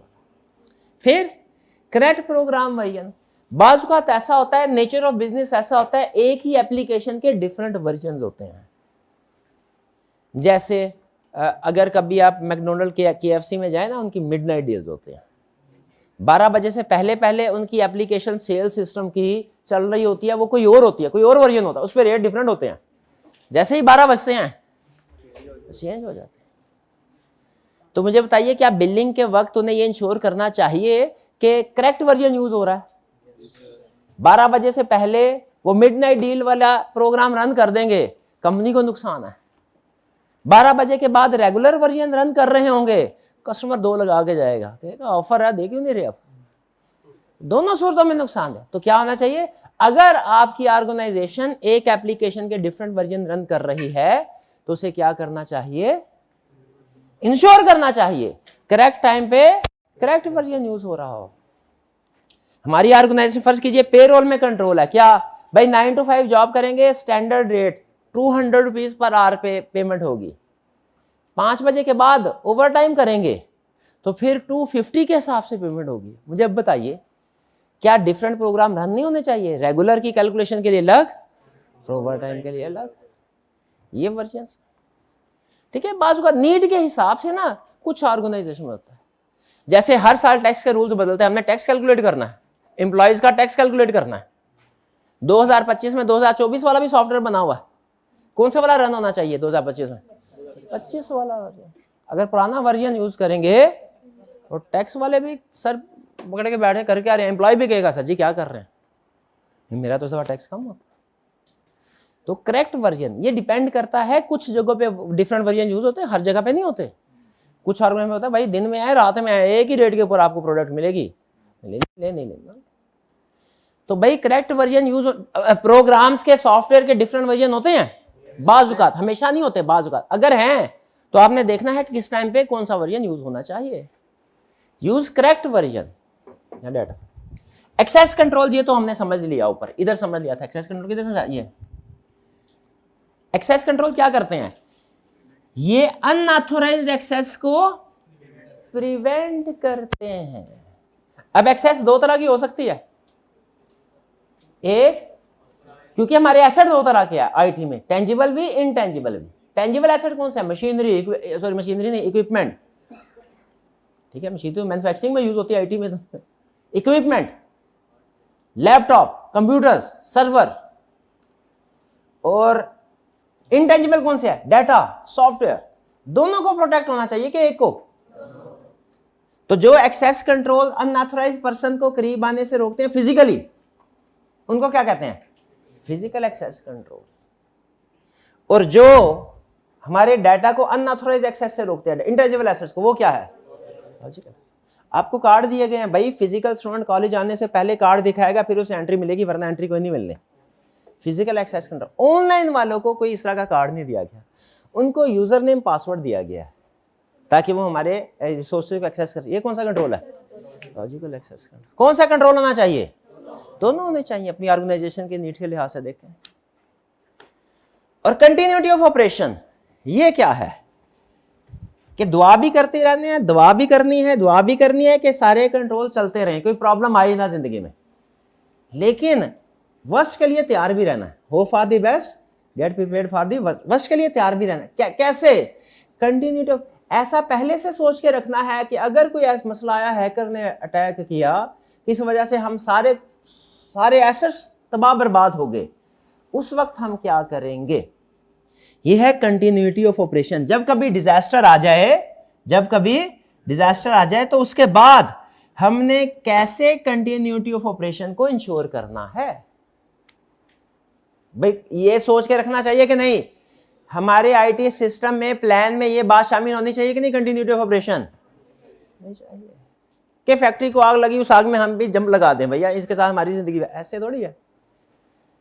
ठीक है, कंटिन्यूटी ऑफ ऑपरेशन करेक्ट। दोबारा पढ़ते हैं, अब की बार स्पेसिफिक एग्जांपल डिस्कस करेंगे। फिर से क्या पढ़ रहे हैं हम, कैटेगरीज ऑफ एप्लीकेशन कंट्रोल्स की नहीं पढ़े, जनरल कंट्रोल्स की कैटेगरी पढ़े। पक्की बात है, क्या है कैटेगरीज जनरल कंट्रोल की, एक्विजिशन ऑफ आईटी सिस्टम। तो क्या एग्जांपल्स है आईटी सिस्टम को एक्वायर करने से पहले या डेवलप करने से पहले क्या करना, सबसे पहला आईटी स्टैंडर्ड्स को फॉलो करें। जैसे हमारे अकाउंटिंग स्टैंडर्ड्स होते हैं, ऑडिटिंग स्टैंडर्ड, आईटी के स्टैंडर्ड भी है। वो शुक्र है हमारे सिलेबस में नहीं है, वरना ना मुझे समझ आने थे ना आपको समझ आने थे। आईटी स्टैंडर्ड्स हैं, ठीक है। ये जो आईटी की फील्ड के, असल में हमें ना सारी आईटी नहीं सिखा रहे, हमें सिर्फ उतनी को आईटी सिखा रहे हैं बेसिक लेवल की जो हमारे ऑडिट में काम आ सके बस। जो पूरे आईटी के समझ लीजिए जो होते हैं ना प्रोग्रामर्स, वो ही आईटी स्टैंडर्ड पढ़ते हैं। हमारे लिए सिर्फ इतना पता जरूरी है कि आईटी स्टैंडर्ड्स हैं। सेग्रीगेशन ऑफ ड्यूटी होनी चाहिए, क्यों, किसमें सेग्रीगेशन ड्यूटी होनी चाहिए, हाँ डिजाइनर यानी प्रोग्रामर में और यूजर में। तो अगर आप इंटरनल डेवलप करवा रहे हैं ना, फर्ज करें इंटरनल डेवलप करवा रहे हैं, तो फिर आपने किस चीज का ध्यान रखना है, इन हाउस डेवलपमेंट में यूजर अलग हो प्रोग्रामर अलग। डॉक्यूमेंटेशन होनी चाहिए, जिस जो भी सॉफ्टवेयर बाय कर रहे हैं डेवलप कर रहे हैं, क्या बटन, डॉक्यूमेंटेशन का मतलब क्या है, क्या बटन दबाने से क्या होगा, ठीक है। सिस्टम टेस्टिंग, क्या यूजर को हैंडओवर करने से पहले टेस्ट करना चाहिए सही काम कर रहा है कि नहीं कर रहा। भैया एंट्री पास करे, डेबिट उधर क्रेडिट उधर ऐसे ही जा रहा है, दोनों टोटल बराबर है, ये ना और डेबिट जा रहा है क्रेडिट है ही नहीं, क्रेडिट का पता ही नहीं किधर गया है, नहीं डेबिट क्रेडिट बराबर होना चाहिए, एंट्री टेस्टिंग करनी चाहिए और स्टाफ की ट्रेनिंग होनी चाहिए सिस्टम यूज करने से पहले। याद आ गया वो सरकारी इदारा था, उसका ऑडिट करने के लिए गए, उस वक्त की बात आज से समझ लो 20 साल पहले, हमारे पास अपना वो जो सबसे ज्यादा उस वक्त जो होता ना लेटेस्ट P3 कंप्यूटर समझा जाता था, P3, वो आपको पेंटियम उसका पता ही नहीं होगा, P1 P2 P3 क्या है। तो उस वक्त समझ लीजिए हमारे पास जो जनरेशन थी ना आजकल के लिहाज से, वो जिस स्टूडेंट के पास होता है ना 5th जनरेशन का लैपटॉप, या हम कहते थे वाह क्या स्पीड है यार, क्या स्पीड, शाबाश। और क्लाइंट के पास गवर्नमेंट ऑर्गेनाइजेशन थी, उसने कहा जी आईटी सिस्टम हर एम्प्लॉय के पास 11th जनरेशन का लैपटॉप कंप्यूटर होगा। हम क्लाइंट पे जाके बड़ी हसरत से देखा करते थे, यार इसमें क्या क्या स्पेसिफिकेशन है यार। पर अगली बात जिसकी आपको सुना रहा हूं, उन वर्कर्स, मेजॉरिटी ऑफ वर्कर्स को सिर्फ एक काम आता था, ये ऑन कैसे होना है, ऑफ कैसे होना है। और हम कहते थे या अल्लाह तेरी बेनियाजी है, हमने क्या क्या काम करने और कौन सा कंप्यूटर इस्तेमाल कर रहे हैं, और उन्होंने कुछ करना भी नहीं। देख तो क्या ट्रेनिंग होनी, उनकी ट्रेनिंग नहीं हुई थी, क्या कंट्रोल वीक था, ट्रेनिंग इस्तेमाल कैसे करना है, लैपटॉप ला दिए लाखों के, कंप्यूटर्स दे दिए, ट्रेनिंग नहीं, वो सिर्फ ऑन करते थे ऑफ करते थे बस। यहाँ वो एक गेम होती थी, एक बंदा होता ना जिसके साथ मेरी इंटरेक्शन ज्यादा होती थी, वो कार्ड्स वाली गेम होती थी, और जब जाते कार्ड वाली गेम खेलो होती है वो पता नहीं कोई, वो गेम खेला करता था। मैंने कहा शाबाश। तो बहरहाल नेक्स्ट कैटेगरी क्या है, डॉक्यूमेंटेशन टेस्टिंग ऑफ चेंज। जब चेंज करना है, सिस्टम ले आए मार्केट से, थोड़ा बहुत चेंज करना है, अच्छा ये लिख ले, change in system is equal to mini acquisition. Change in system ऐसा ही है जैसा छोटा सा सिस्टम आप एक्वायर कर रहे हो, इसके कंट्रोल्स आपको लगभग वही मिलेंगे जो सिस्टम एक्विजिशन के हैं। कि जब आपने सिस्टम को चेंज करना है तो वही जनरल कंट्रोल्स हों, तकरीबन लगभग अप्लाई होंगे। कौन से वाले जनरल कंट्रोल्स, यानी जो आप सिस्टम में थोड़ा बहुत चेंज कर रहे हैं उसकी भी डॉक्यूमेंटेशन होनी चाहिए, सोचे कॉमन सेंस होनी चाहिए। जो सिस्टम में थोड़ा बहुत चेंज कर रहे हैं उसकी भी टेस्टिंग होनी चाहिए और ट्रेनिंग भी होनी चाहिए। नहीं लिखा तो है वो भी लिख सकते हैं। क्या मैनेजमेंट की अप्रूवल होनी चाहिए चेंज की, कि मैनेजमेंट की अप्रूवल के बगैर ही चेंज कर लें। मैनेजमेंट अप्रूवल यहां पे भी रेलिवेंट है, वो असल में आईटी स्टैंडर्ड्स में आ जाता है एक स्टेप। तो लगभग इन दोनों के कंट्रोल्स एक जैसे ही है। क्यों एक जैसे हैं भला, क्योंकि सिस्टम को चेंज करना ऐसा ही है जैसे छोटे लेवल का सिस्टम आप खुद बना रहे हैं नया, ठीक। और अगर आप कभी प्रोग्रामर हो ना, छोटे मोटे प्रोग्राम स्किल्स आप में हो तो आपको पता चलेगा चेंज करना बाजू का ज़्यादा मुश्किल हो जाता है, वो पता ही नहीं चलता क्या कर रहा है, किसको चेंज करना। बहरहाल अनऑथराइज्ड चेंजेस प्रिवेंट करना है किसको? अभी अच्छा ये किससे प्रिवेंट कर रहे हैं हम? मुझे सिर्फ ये बताएं, अनऑथराइज्ड चेंज बाहर का बंदा कर सकता है कि घर का बेदी भी कर सकता है? घर का बेदी भी कर सकता है। जिसकी सैलरी कम है उसने सीएफओ से कहा भैया मेरी सैलरी बढ़ा दे, सीएफओ ने कहा नहीं बढ़ाने। उसने कहा अच्छा, अब सॉफ्टवेयर को एक्सेस किया, सबकी सैलरी, वैसे एक्सपर्ट था, उसने खुद बताया था एप्लीकेशन प्रोग्राम सस्ते में बना के दिया था, जाएगा बाकी सबकी सैलरी वैसे अपनी एक छोटी सी कमांड रख देगा, क्या भाई जितनी भी पेमेंट आए उसको 1.5 से मल्टीप्लाई कर देना। ये ले, सिर्फ एक छोटा सा प्रोग्रामिंग स्किल सीखी हुई थी, छोटा सा चेंज कर दिया, अब क्या होगा, हर महीने 50% सैलरी का इंक्रीमेंट। ठीक है, सही है या गलत है ये अलग बात है, लेकिन फायदा तो हो गया कि नहीं, उसको कुछ सीखेगा, इल्म कहीं ना कहीं फायदा दे देता है। तो क्या करें फिर अनऑथराइज्ड चेंजेस से बचने के लिए? क्या करें? सेग्रीगेटिविटी करें, प्रोग्रामर हमेशा अलग हो, ऑपरेटर या यूजर हमेशा अलग हो, दोनों कभी इकट्ठे नहीं होने चाहिए। एक्सेस कंट्रोल्स, अनऑथराइज्ड पर्सन हमारे सिस्टम को एक्सेस ना कर सके। अंदर का बंदा है उसके लिए फिजिकल एक्सेस कंट्रोल्स, और बाहर का बंदा है लॉजिकल एक्सेस कंट्रोल्स। कोई रशिया में बैठ के भी तो हमारे सिस्टम को एक्सेस कर सकता है। Program log, system log, program log एक ही बात है, थोड़ा सा फर्क होता है। वो सिस्टम लॉग हर एक्टिविटी को चेक कर रहे होते हैं, प्रोग्राम लॉग सिर्फ प्रोग्राम में जो चेंज हो रहा होता है ना उसको रिकॉर्ड कर रहे होते हैं। इससे क्या पता चलेगा? पता चलेगा भाई ये जो 50% इंक्रीज है ये कौन करके गया है। वायरस प्रोटेक्शन, ताकि कोई हमारे कोई वायरस भेज के हमारे सिस्टम को डिस्टर्ब ना करे, अनऑथराइज्ड तरीके से चेंज ना करे। भी एग्री करते हैं कि ये वाले कंट्रोल्स अनऑथराइज्ड चेंजेस को प्रिवेंट करेंगे? एग्री करते हैं? तो बताइए अभी तक कितने कंट्रोल्स आईटी जनरल कंट्रोल में हमने सीखे? कौन कौन से? डेवलपमेंट एंड एक्विजिशन के कंट्रोल्स, कंट्रोल्स ओवर चेंजेस और to prevention of unauthorised changes. फिर करेक्ट प्रोग्राम वर्जन यूज करना है। क्या करें इसके लिए? क्या कंट्रोल्स होने चाहिए करेक्ट प्रोग्राम वर्जन के? स्टाफ को ट्रेनिंग दो, भैया 12 बजे से पहले ये वाला सिस्टम, जैसे ही घड़ी पे 12 बजेंगे ना फौरन आपने दूसरे वाले सिस्टम में मूव हो जाना है।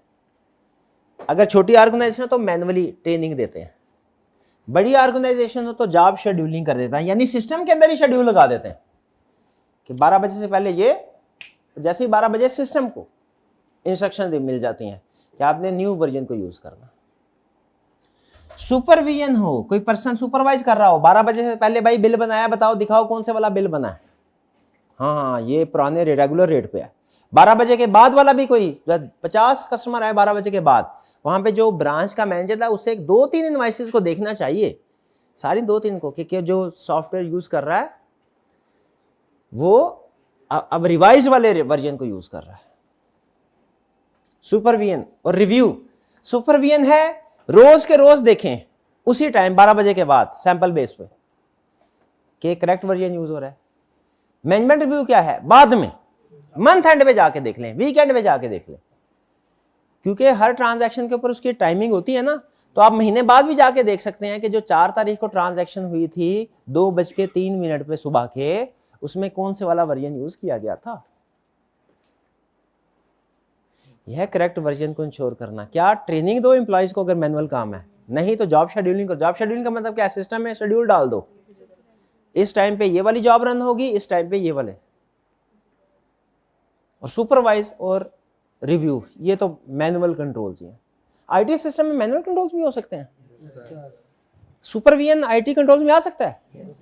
इसीलिए तो उसने समझाया था कि अगर एप्लीकेशन कंट्रोल्स वीक भी हैं तो फिर भी मैनुअल को टेस्ट करना। एक्सेस कंट्रोल जी आपको पता ही है, ये समझाने की जरूरत नहीं। फिजिकल एक्सेस कंट्रोल में एग्जांपल बताएं कौन कौन सी है? गार्ड मौजूद हो, लॉक्स मौजूद हो, वायर लॉक्स हो, कैमरा हो, ठीक है, कैमरा फिजिकल एक्टिविटी को मॉनिटर कर रहा होता है, सेफ्टी अलार्म्स हो, बिल्कुल ठीक है। और लॉजिकल एक्सेस कंट्रोल्स कौन से होंगे? पासवर्ड, इंक्रिप्शन, शाबाश इंक्रिप्शन अच्छा है, ठीक है, फायरवॉल्स, बिल्कुल ठीक, यस।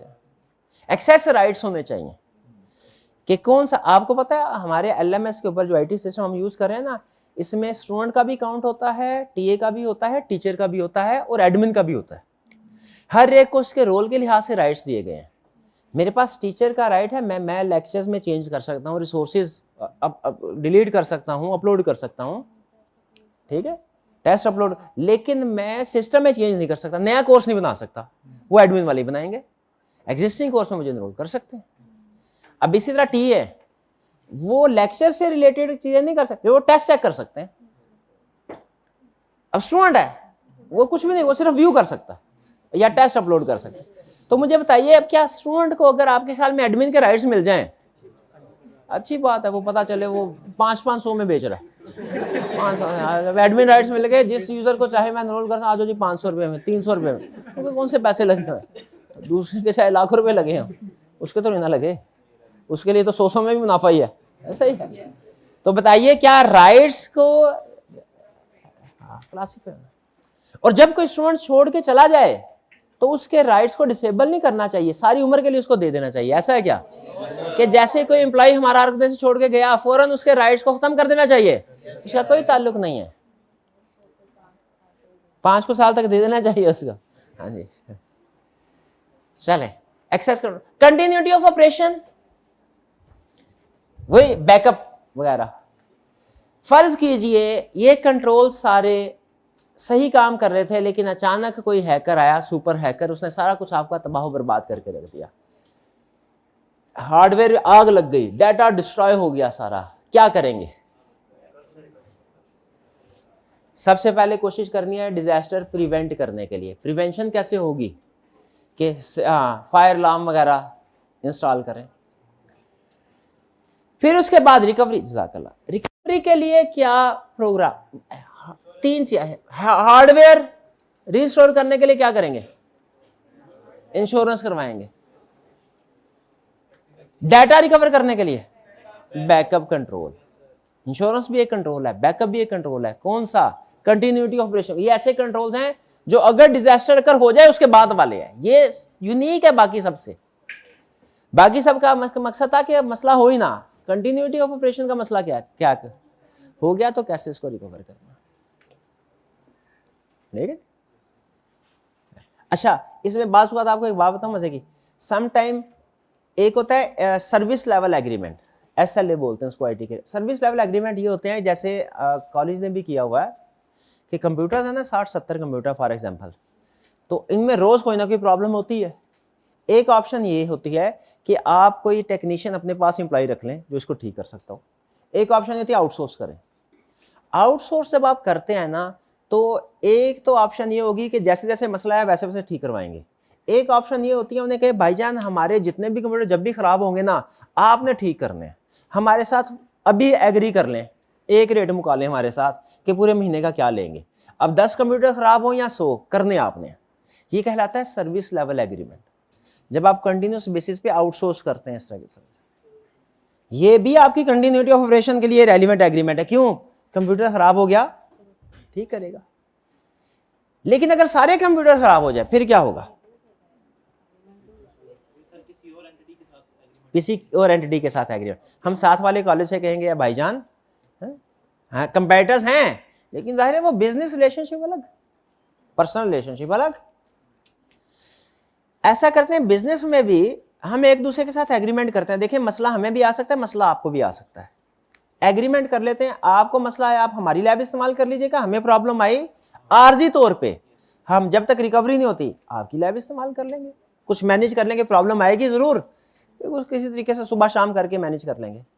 इस तरह के एग्रीमेंट भी किए जा सकते हैं थर्ड पार्टी के साथ। ये भी क्या इंश्योर करेंगे? तो ये हमारे सारे कौन से वाले हुए? IT general. भाई कुछ को समझ आई? अब आपने 2 काम करने हैं। एक काम 3 मिनट दिए जा रहे हैं लर्निंग ऑब्जेक्टिव टू, तब तक मैं क्विज सेटअप करता हूँ। और दूसरा काम चाहे आपके सामने रखी हुई है, गिर गई किसी के ऊपर, जिम्मेदारी हमारी कोई नहीं है, वो आपने खुद एक दूसरे के साथ ही निमटना है, ठीक है। जो लड़ाई झगड़ा करना है वो तो टीचर को, उस्ताद को उसमें नहीं डालना, ठीक है जी, वो आप देख लीजिए, क्योंकि कोई ना कोई कप लाजमी हर क्लास में गिरी जाता है, वो आपका मसला है, ठीक है जी। ध्यान से, खास तौर पे जो आगे बैठे हो, जो भी सीट बैठे हो, थोड़ा सा आगे हो जाएं, पीछे टेक ना लगाइएगा जब तक चाय का दौर चल रहा है, पीछे लगानी है आपने टेक, वो पीछे वाले ने रखा होना चाय का कप, हाँ जी, और फिर उसने कुछ नहीं देखना, फिर उसने, आप समझ गए आप क्या होगा। तो इन 2 चीज़ों का ध्यान रखें, रीडिंग कर लें, साथ चाय को एंजॉय करें, लेकिन थोड़ा एहतियात के साथ। चलिए जी, पॉज कीजिए जी। उम्मीद है आपने रीडिंग कर ली होगी। क्विज का लिंक आपके ग्रुप में शेयर कर दिया गया है, क्लिक कीजिए, तैयार हो जाइए। आपके पास सिर्फ 30 सेकंड है क्विज के लिए तैयार होने के लिए, 2 मिनट नहीं है, 30 सेकंड सिर्फ। हाँ जी,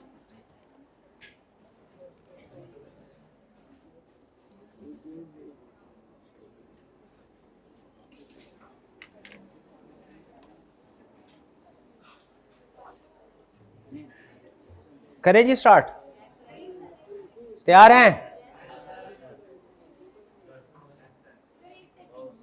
1 सेकंड, ओके, ठक हो गया 1 सेकंड। ये लीजिए, ये रहा आपका पहला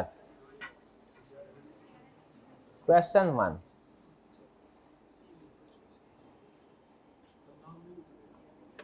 चलो कोई नहीं, नाम की खैर है, नाम आज की माफी है।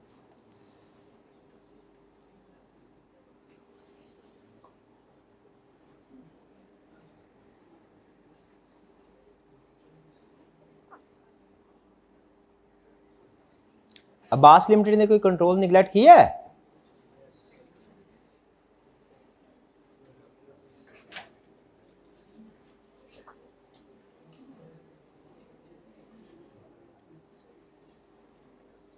क्या कंट्रोल निगलेक्ट किया उन्होंने?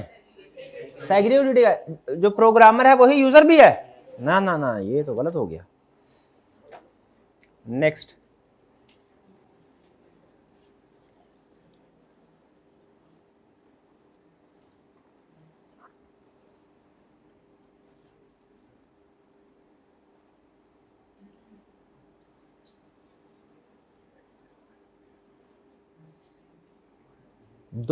अच्छा इसमें 2 सेलेक्ट करने हैं, 2 सेलेक्ट कर, अच्छा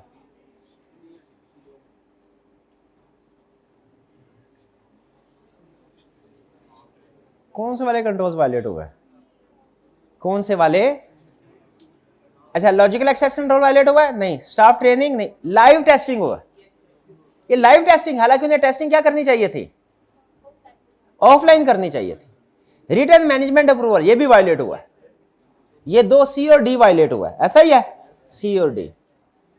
ऐसे लाइव टेस्टिंग के बजाय ऑफलाइन टेस्टिंग, वो कंट्रोल्स तो ऑफलाइन टेस्टिंग होता है, ये तो वायलेशन है कंट्रोल। लेकिन बहरहाल बस समझ गए होंगे आप कहना क्या चाह रहे हैं, ऐसा ही है, शाबाश। तो सी और डी करेक्ट है। बी और बी स्टाफ ट्रेनिंग नहीं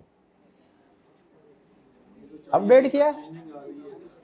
अच्छा, उसने ट्रेनिंग भी हो सकता है, जिक्र उसने किसका किया है? टेस्टिंग का, लाइव टेस्टिंग का। जो केस स्टडी के पॉइंट ऑफ व्यू से जो 2 कंट्रोल्स है ना, वो यही है। हालांकि हो सकता है ट्रेनिंग भी ना करवाई गई, क्योंकि ट्रेनिंग का उसने जिक्र नहीं किया, लेकिन बजाय उसके कि हम वो कंट्रोल मेंशन करें जिसका जिक्र नहीं किया, वो वाले क्यों ना मेंशन करें जिसका जिक्र किया है। इसीलिए बी एंड डी, बी गलत है।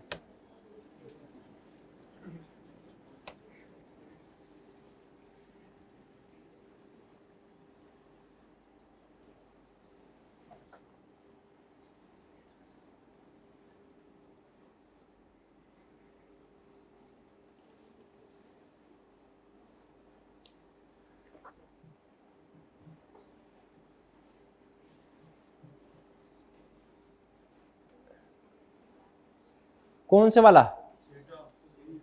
हाँ जी, off site data backup. Seat, अच्छा जितनी दफा मर्जी कह लें सीटा सीटा, सीटा ने नहीं आना, ऐसे नहीं आएगी। चलिए नेक्स्ट,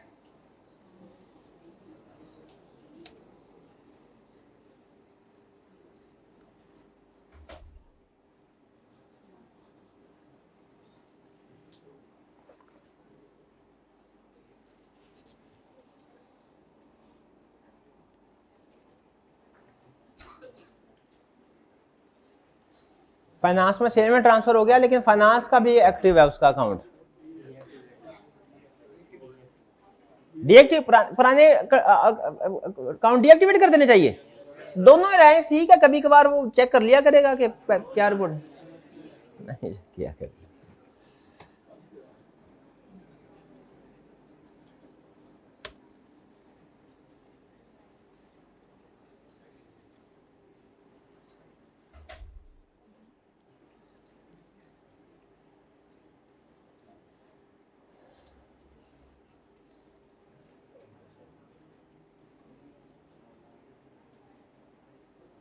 अच्छा ये तो वही हो गया, हाँ ये तो वही है।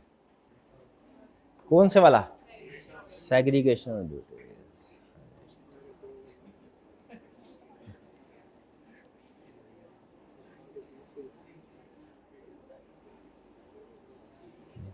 लास्ट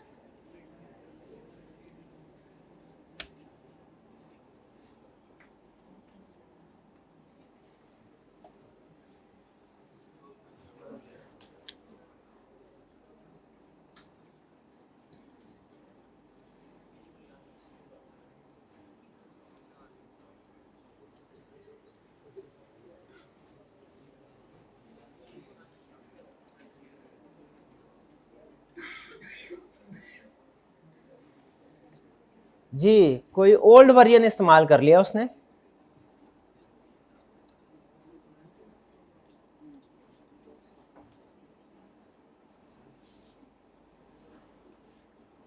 सी जॉब शेड्यूलिंग जो है ये कंट्रोल्स प्रिवेंट कर सकता था इस तरह के एरर्स को। चलिए जी,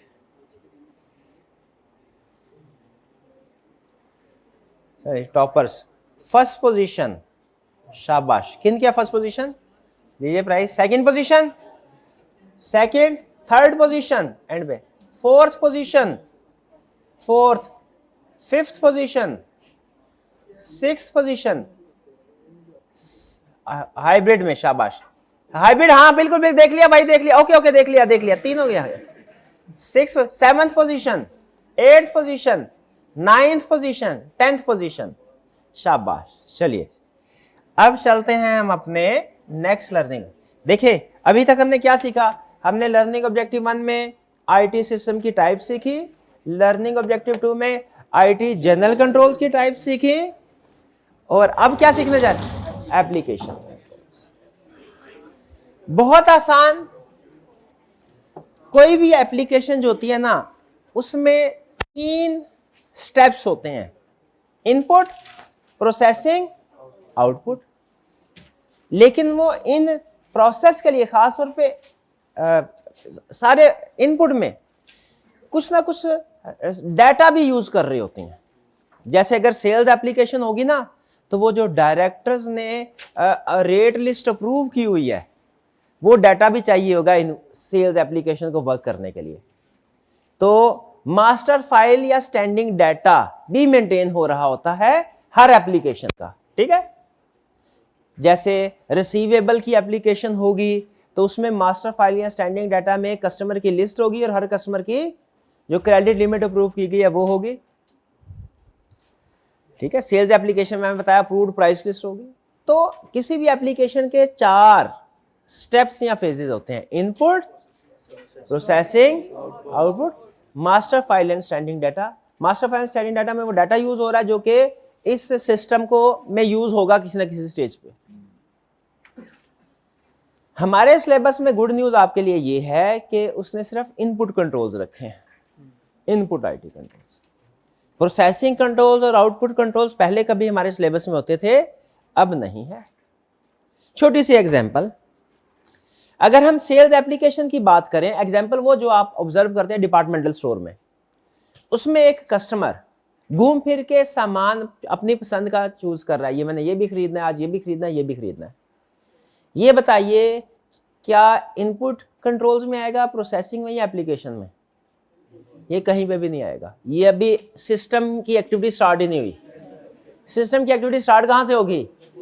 जब स्कैन किया जाए, जब काउंटर पे पहुंचेगा, काउंटर वाले ने पहली आइटम पकड़ के स्कैन किया ना, जब स्कैन शुरू किया स्कैन करना, तब हम इनपुट कंट्रोल्स को देखेंगे स्टार्ट हुआ है, वहां से इनपुट एक्टिविटी स्टार्ट हो रही है। किसी भी एप्लीकेशन के 3 फेजेस हैं, इनपुट, प्रोसेसिंग, आउटपुट। इनपुट का मतलब क्या है? वो स्कैन करके प्रोडक्ट को देख रहा हो, सही प्रोडक्ट, सही क्वांटिटी और सही प्राइस के साथ रिकॉर्ड हो रही है सिस्टम में। ये सारा क्या है? इनपुट। यानी डाटा सिस्टम में इनपुट कर रहे हैं आप। क्या कर रहे हैं? सिस्टम में इनपुट कर रहे हैं। जैसे जब कोई स्टूडेंट एडमिशन लेता है तो यहाँ पे जो रिसेप्शन पे फॉर एग्जाम्पल बैठा है, ये उस स्टूडेंट से पूछ के पर्टिकुलर उसके एंटर करे एडमिशन के लिए। ये क्या हो रहा है? डाटा इनपुट हो रहा है। आप जब हॉटमेल अकाउंट बनाते हैं, अपना कोई न्यू क्रिएट करते हैं, तो उसमें हर फील्ड के अंदर आपने कुछ ना कुछ इंफॉर्मेशन दे रहे होता है। ये क्या कर रहे हैं आप, डाटा इनपुट, ये इनपुट कंट्रोल। प्रोसेसिंग क्या है? प्रोसेसिंग का मतलब ये है कि वो जैसे क्वांटिटी और रेट आपने इनपुट किया, उसके बाद मल्टीप्लाई होके जो फाइनल बिल की अमाउंट बन रही होती है ना, वो प्रोसेसिंग हो रही है। ऐसे में कोई मल्टीप्लिकेशन हो रही होगी, एडिशन हो रही होगी, डिस्काउंट है वो लेस हो रहा होगा, डिडक्शन हो रही होगी उसकी, ये प्रोसेस। और आउटपुट का मतलब क्या है कि बिल जनरेट होके आपको दे दिया जाए। एक अच्छी एप्लीकेशन के लिए चारों जगह पे कंट्रोल होना चाहिए, इनपुट पे भी, प्रोसेसिंग पे भी, आउटपुट पे भी, और master file and standing data पे भी। एग्रीड? आउटपुट का मतलब, मास्टर फाइल स्टैंडिंग डाटा का मतलब यह है कि इस डाटा को कोई आम पर्सन चेंज ना कर सके ऑथोराइज्ड लोगों के अलावा। आउटपुट कंट्रोल्स का मतलब यह है कि जो भी बिल या रिपोर्ट बन रही है वो सिर्फ ऑथोराइज्ड पर्सन तक जाए, अनऑथोराइज्ड पर्सन तक ना जाए। ये आउटपुट। प्रोसेसिंग कंट्रोल है कि जो भी प्रोसेसिंग है मल्टीप्लिकेशन वाला वो ठीक हो। लेकिन हमारा फोकस सबसे ज्यादा किस पे है? इनपुट। क्योंकि आईटी में एक मुहावरा है, गार्बेज इन गार्बेज आउट। अगर आपका डाटा गलत है ना, तो बाकी सारे फंक्शंस ठीक भी परफॉर्म हो रहे होंगे, आउटपुट किसी काम का नहीं है। इसीलिए सबसे ज्यादा जोर उसने किसके ऊपर दिया है? एप्लीकेशन कंट्रोल्स के 4 phases, input, processing, output, master file, standing data. सबसे ज्यादा जोर किस पे है? इनपुट सही तो बाकी भी प्रोबेबली सही होगा। इनपुट कंट्रोल में इसका डाटा वैलिडेशन कंट्रोल भी कहते हैं। डाटा वैलिडेशन कंट्रोल्स या इनपुट कंट्रोल्स का एक ही मकसद है, सिर्फ एक ही मकसद है। क्या मकसद है? कि जो डाटा आप इनपुट कर रहे हैं वो वैलिड हो, सही हो, गलत डाटा ना हो। अब चूंकि गलतियां जो इनपुट करते हैं वो गलतियां करते हैं, वो डिफरेंट टाइप्स की हो सकती हैं। नाम की जगह पे डेट ऑफ बर्थ लिख दिया, ये लो जी नाम क्या है, नाम है जी फर्ज कीजिए 5 मार्च 2005, 2000, ये थोड़ी नाम होगा, गलती हो गई ना। सिस्टम को क्या इस तरह की गलती आइडेंटिफाई करनी चाहिए? ईमेल मांगा था उसने मोबाइल नंबर लिख दिया, सिस्टम कहेगा भाई ये तो @ इसमें आ ही नहीं रहा, गलत है। ठीक है, कोई इंफॉर्मेशन रिक्वायर्ड थी वो फिल ही नहीं गई। एज लिखा था कितनी है, वो गलती से लिखना था 22, 1 0 एक्स्ट्रा लग गया, 222 साल है 220। भाई ये गलतियां हो सकती हैं कि नहीं? इन डाटा वैलिडेशन कंट्रोल्स क्या करेंगे? वो यही कि आप जो भी इनपुट कर रहे हैं वो आपका एक्यूरेट हो, कंप्लीट हो। इनका एक ही मकसद, जितने भी डाटा वैलिडेशन कंट्रोल्स हैं इनका एक ही मकसद है, क्या? जो डाटा आप इनपुट कर रहे हैं वो एक्यूरेट हो, कंप्लीट हो। इसके लिए डिफरेंट टाइप्स ऑफ कंट्रोल्स हैं, याद रखिए। इनका इनपुट कंट्रोल्स भी नाम है और अल्टरनेट नेम क्या है? Data validation. एग्जाम में वो अक्सर ये यूज करता है, डाटा वैलिडेशन। प्रोसेसिंग भी कंट्रोल्स होते हैं, आउटपुट पे भी, मास्टर फाइल स्टैंडर्ड डाटा पे भी, लेकिन ये ज्यादा अहम नहीं है। ये सिर्फ उसने आपको डेफिनेशन बताई, एग्जाम्पल सिर्फ एक कंट्रोल्स की, किसकी? अब आपने सिर्फ मुझे ये बताते जाना है, क्या आप एग्री करते हैं कि ये कंट्रोल जो मैं आपको बता रहा हूं, एक एक करके बताऊंगा, ये वाकई आपके इनपुट को सिक्योर करेंगे, इंश्योर करेंगे कि इनपुट सही हो रहा है कि नहीं? ये आपने बताना है। टारगेट समझ लिया आपने? पहली example, limit test. Sale system में कंट्रोल लगा हुआ है कि कस्टमर को उसकी क्रेडिट लिमिट से ज्यादा सेल्स ऑर्डर अप्रूव नहीं करना। 5 लाख क्रेडिट लिमिट है, मैंने 7 लाख का ऑर्डर एंटर कर दिया, सिस्टम ने इसको एक्सेप्ट कर लिया, कंट्रोल वीक है। सिस्टम को क्या करना चाहिए था? कौन सा कंट्रोल नहीं लगा हुआ? Limit test. लिमिट टेस्ट पता क्या करता है? आप उसको एक लिमिट बताते हैं, एक, या लिमिट अपर भी हो सकते हैं, लिमिट लोअर भी हो, एक लिमिट बताएंगे, एक अप टू दिस। उससे ज्यादा की अमाउंट जाएगी उसको रिजेक्ट कर देगा। ठीक है, इसकी सेल्स सिस्टम में एग्जांपल बता दी। अगर आप कहें तो इन्वेंट्री सिस्टम में भी, इन्वेंट्री एप्लीकेशन में भी इसके एग्जांपल बता दूं, लिमिट टेस्ट के। सिस्टम के अंदर हमने कमांड लगाई हुई है, रिस्क ये है कि स्टॉक आउट ना हो जाए। कमांड लगाई है कि जब कभी भी एक मिनिमम ऑर्डर लेवल से नीचे इन्वेंट्री का बैलेंस जाएगा, एक्सेप्शन रिपोर्ट जनरेट हो जाएगी परचेज मैनेजर को, जो फिर सप्लायर को ऑर्डर देगा आगे चीजें खरीदने के लिए। अब ये कौन से वाला टेस्ट है? Limit test. लेकिन सेल्स वाले सिस्टम में और इन्वेंट्री वाले सिस्टम में फर्क क्या है? सेल्स में अपर लिमिट लगी थी, इन्वेंट्री में लोअर लिमिट। लिमिट दोनों हो सकते हैं, वो आपकी नीड पे डिपेंड करता है। और अगर फर्ज कीजिए कि लिमिट कुछ ऐसी हो कि अपर और लोअर दोनों पे काम करिए। पेरोल एप्लीकेशन की एग्जांपल ले, उसमें पता है जो एवरेज वर्कर काम कर रहा है उसकी सैलरी 50,000 है एवरेज, बड़े कोई ओवर टाइम लगाएगा तो 80,000 हो जाएगी, और डिडक्शन छुट्टियां करेगा तो 20,000 हो जाएगी मिनिमम। अब हमने पेरोल में ये लगाया, अगर किसी एम्प्लॉय की सैलरी 20,000 और 80,000 के दरमियान में होनी चाहिए, अगर इससे कम है तो भी प्रोसेसिंग रोक के एक्सेप्शन रिपोर्ट जनरेट कर दे कि भैया इसमें मसला आ रहा है। और अगर इससे ज्यादा अमाउंट आती है, किसी की 50,000 है, 1 जीरो एक्स्ट्रा भी लग सकता है, 1 जीरो कम भी लग सकता है, दोनों तरह की गलती हो सकती है। तो बताइए अगर गलती से एक्स्ट्रा लग गया इसको पेमेंट हो जाएगी? नहीं होगी, एक्सेप्शन रिपोर्ट हो जाएगी। और अगर कम लग गया फिर भी नहीं होगी। इसको बोलते हैं रेंज टेस्ट। लिमिट टेस्ट और रेंज टेस्ट में फर्क क्या है अगर आप समझ रहे तो बताएं। लिमिट टेस्ट एक साइड पे काम करेगी, रेंज टेस्ट दोनों। ये डिपेंड करता है आपके पर्पस पे। अगर आपको लगे कि अपर और लोअर दोनों लिमिट पे कंट्रोल लगना जरूरी है, रेंज टेस्ट लगाएं। अगर आपको लगता है कि किसी एक साइड पे, जैसे सेल्स सिस्टम में मूवी तौर पे हमारा यही होता है कि जी इस लिमिट से ज्यादा ना हो, क्रेडिट लिमिट से कम हो तो बेहतर है, जितना भी कम हो उतना बेहतर है, तो लोअर में हमें प्रॉब्लम नहीं होती, सिर्फ अपर साइड पे लगाएं। पेरोल में हमें लोअर अपर दोनों साइड पे वायलेशन हो सकती है। तो लिमिट टेस्ट और रेंज टेस्ट, इसको रीजनेबल टेस्ट भी बोलते हैं। समझ आ गई आपको? फिर है सीक्वेंस टेस्ट। सीक्वेंस टेस्ट का मतलब क्या है कि ट्रांजैक्शन सीक्वेंस में रिकॉर्ड हो रही हो। याद है मैनुअल सिस्टम में पढ़ ले, सीक्वेंशली प्री नंबर्ड।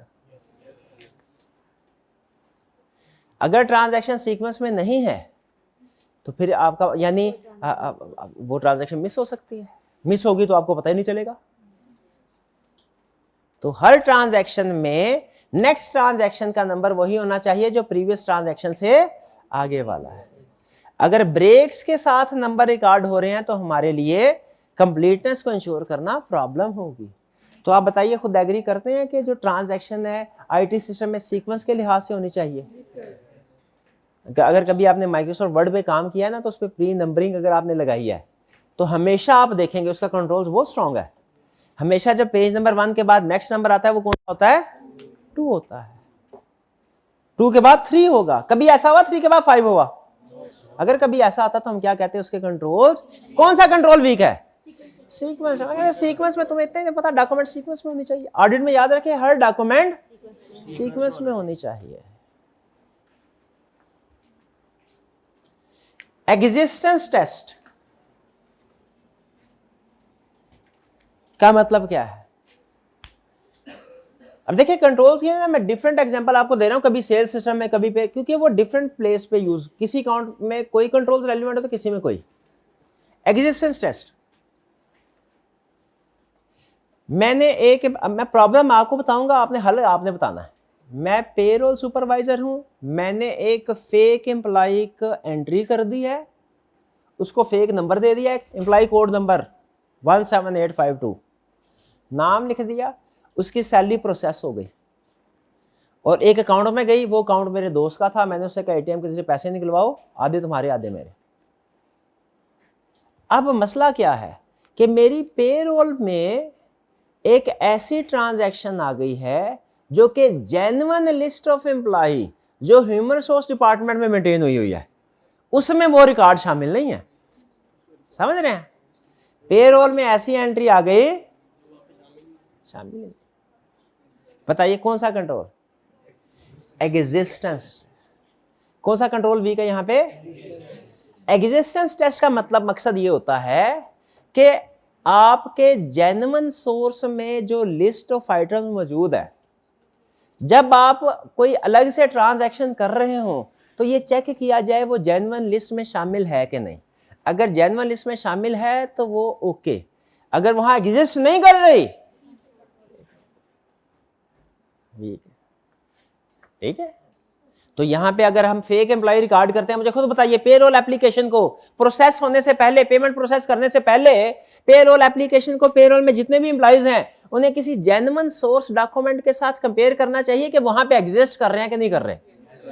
ये टेस्ट कौन सा होगा? Existence test. Existence test perform करेंगे, ठीक है।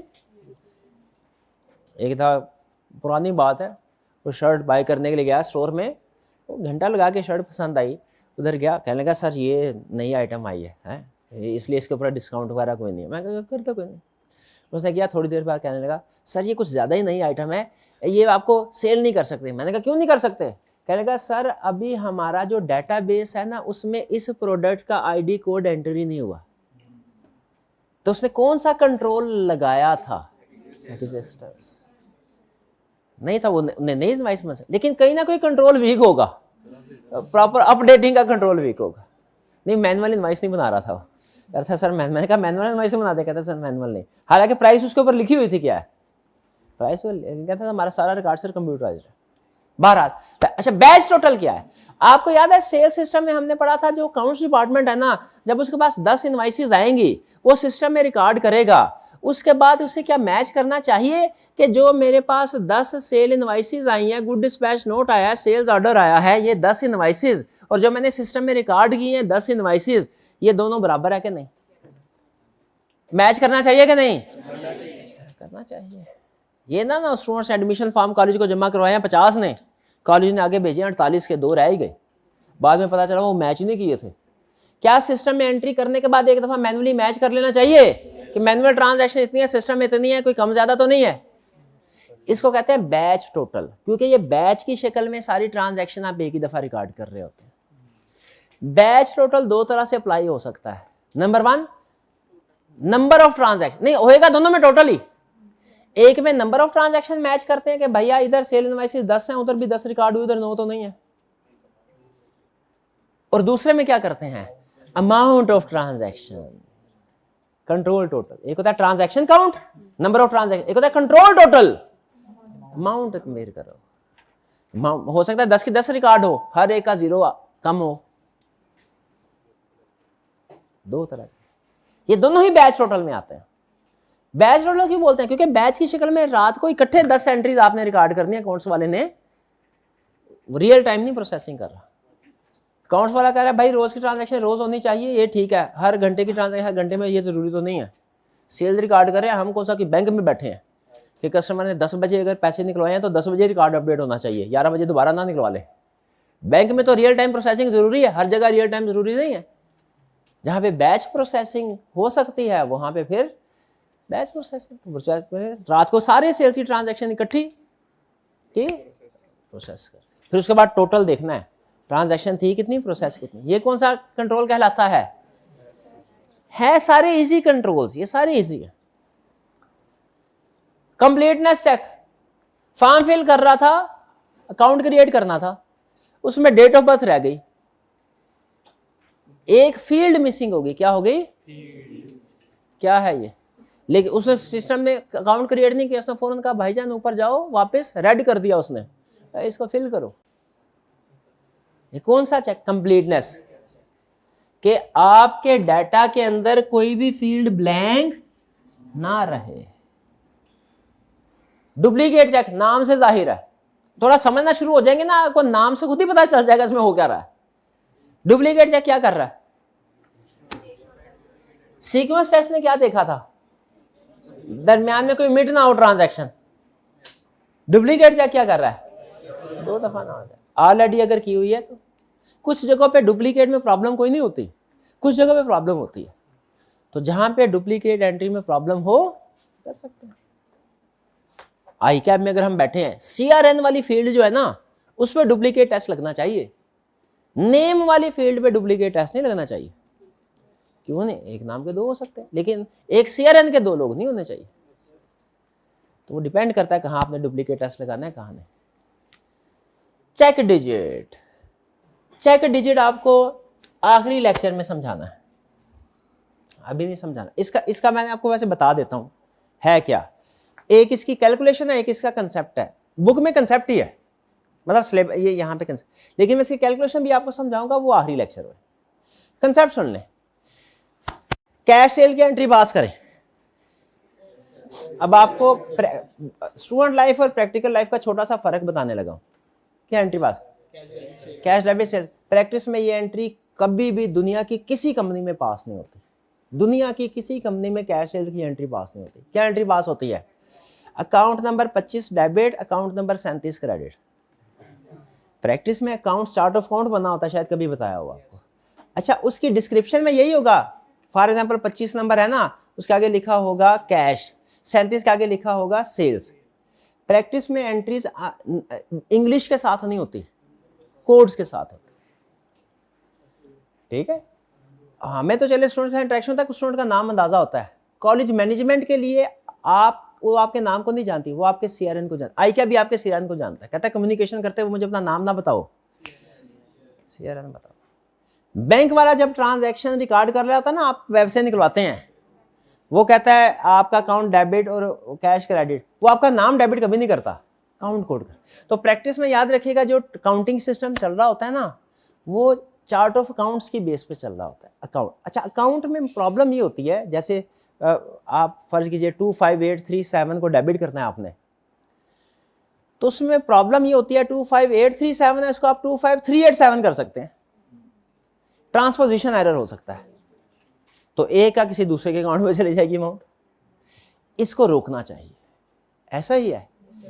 तो जहां चार्ट ऑफ अकाउंट्स यूज हो रहा है, वहां पे इंश्योर करने के लिए कि ट्रांजैक्शन सही वाले अकाउंट में जाए। इवन अगर कोई गलत अकाउंट एंटर कर भी दिया है, सिस्टम को पता चल जाए कि ये गलत अकाउंट है। उसके अंदर फिर क्या किया जाता है, हर अकाउंट कोड के एंड पे एक डिजिट ऐड कर दिया जाता है, जिसे कहते हैं चेक डिजिट।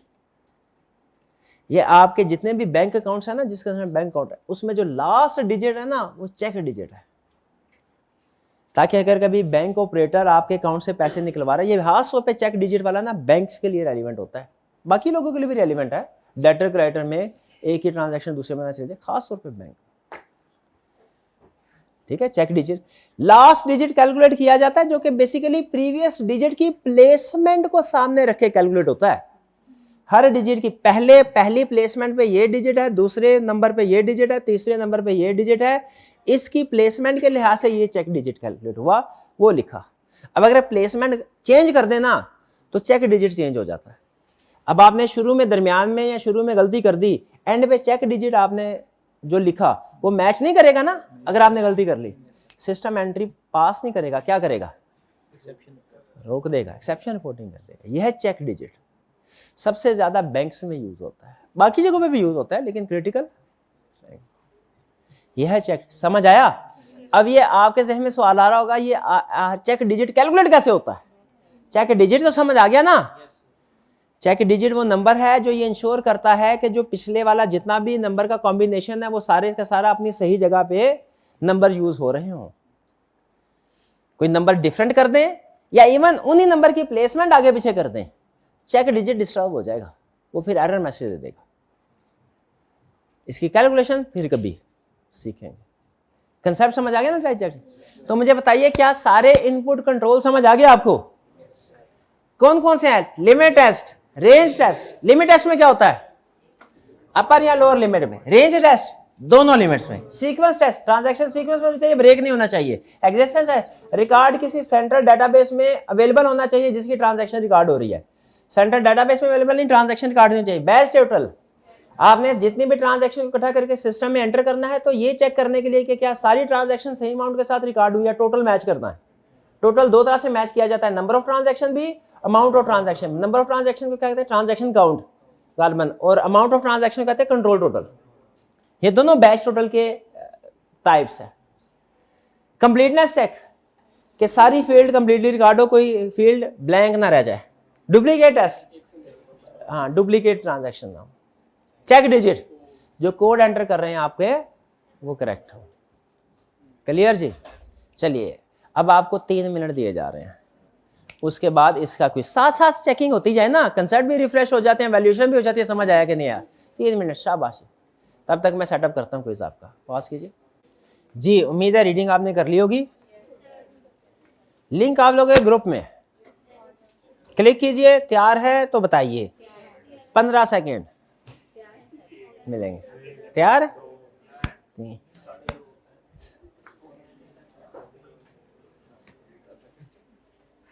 चलिए जी, पहला क्वेश्चन आपके सामने ये रहा।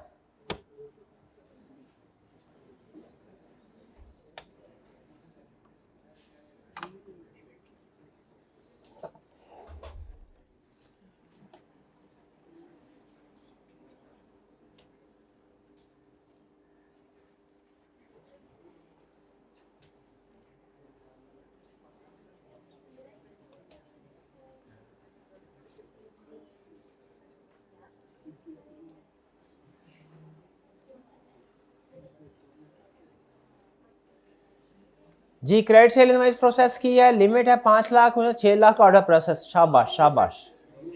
कौन सा कंट्रोल्स? Limit test. शाबाश, करेक्ट। समझ आ गई इसका, लिमिट टेस्ट की समझ आ गई।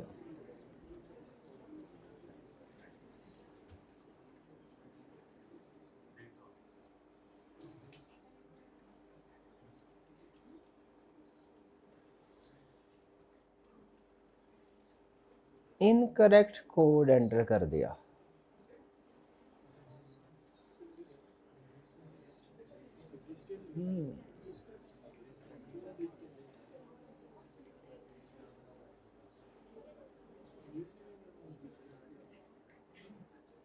किसी हद तक एग्जिस्टेंस भी कह सकते हैं, लेकिन ज्यादा कौन सा है? Check digit. चेक डिजिट तो कंफर्म हुआ। एमसीक्यूज में से बेस्ट ऑप्शन सेलेक्ट करनी होती है ना।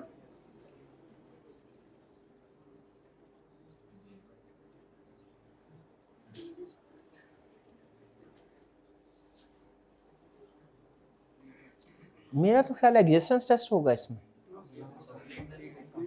कंप्लीटनेस। एग्जिस्टेंस टेस्ट कब रेलिवेंट होता? जब वो किसी ऐसी पार्टी को पेमेंट कर देता जो लिस्ट में शामिल ही नहीं है हमारी सप्लायर्स की।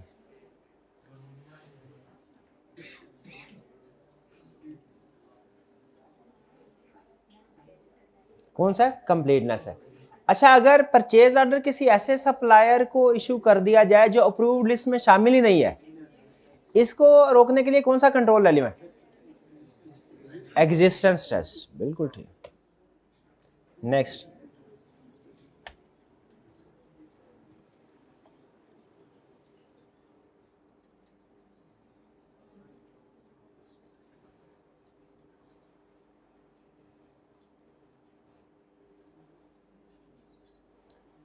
इन्वेंट्री कार्ड में कोई इनवैलिड प्रोडक्ट कोड आ गया। अब चूंकि वो प्रोडक्ट एंटर किया वो कहीं मौजूद ही नहीं थी, तो वो एंट्री चली गई सस्पेंस में।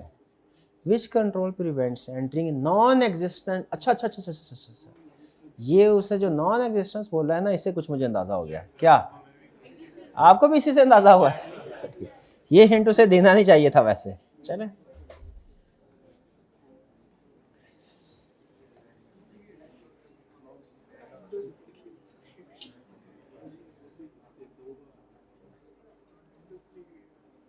नहीं मुझे तो बैच टोटल लग रहा है। आपको भी पहले बैच टोटल ही लगा था? हाँ, बाद में पता चला। हाँ जी, ट्वाइस।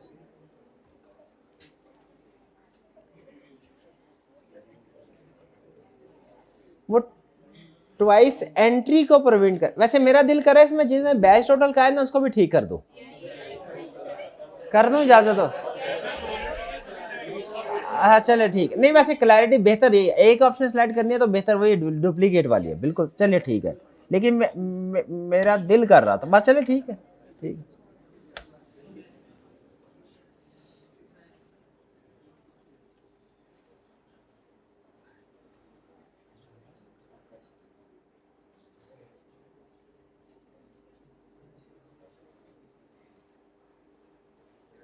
ये तो आसान है। ये कौन सा होगा? Batch total. अच्छा, यहां पे अगर ऑप्शन होती ट्रांजैक्शन काउंट और कंट्रोल टोटल, तो फिर किसको सेलेक्ट करते? ट्रांजैक्शन का। हाँ जी, क्योंकि अमाउंट उसने बताया 50 ट्रांजैक्शन थी, 48 रिकॉर्ड हुई। ठीक है, बहरहाल करेक्ट ऑप्शन बैच टोटल अगर वो होता तो हाँ जी भाई, नहीं है ना तो भी यही।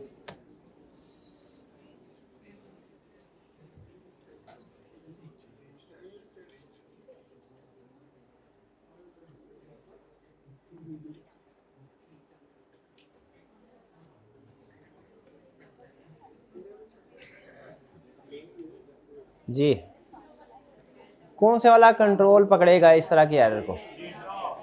बीटा, शाबाश। बीटा कब? अच्छा डीटा, डीटा अच्छा डीटा ठीक है भाई जान, डीटा डीटा करेक्ट है जी।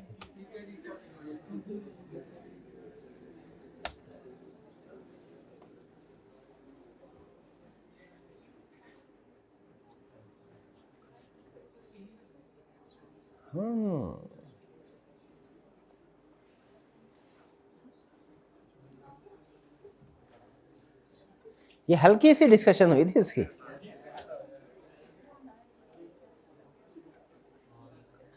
एप्लीकेशन कंट्रोल में सिर्फ इनपुट थोड़ा ही है, प्रोसेसिंग भी है, आउटपुट भी है, कंट्रोल और मास्टर फाइल स्टैंडिंग डाटा भी है। ये कौन से वाला कंट्रोल है भला? सैलरी स्लिप किसी की किसी को दे दे तो ये आउटपुट कंट्रोल्स वीक है। अच्छा पिक कर, मेरा ख्याल था गलत करेंगे आप।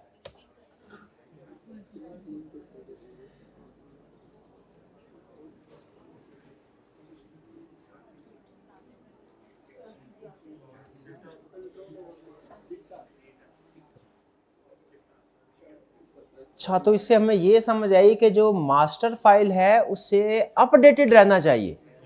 अगर प्राइसेस को आप अपडेट नहीं करते पुराने रेट के ऊपर चीज, तो इसका मतलब controls over master file and standing data weak. Standing data master file एक ही बात।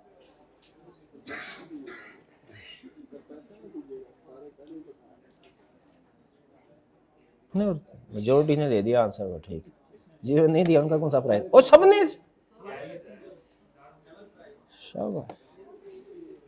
चले जी, इसी ने नहीं सीआरएन लिखा।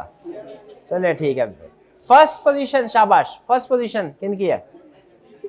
Second position, third position, fourth position, fifth position, sixth position, seventh position, eighth position, ninth position, 10th position.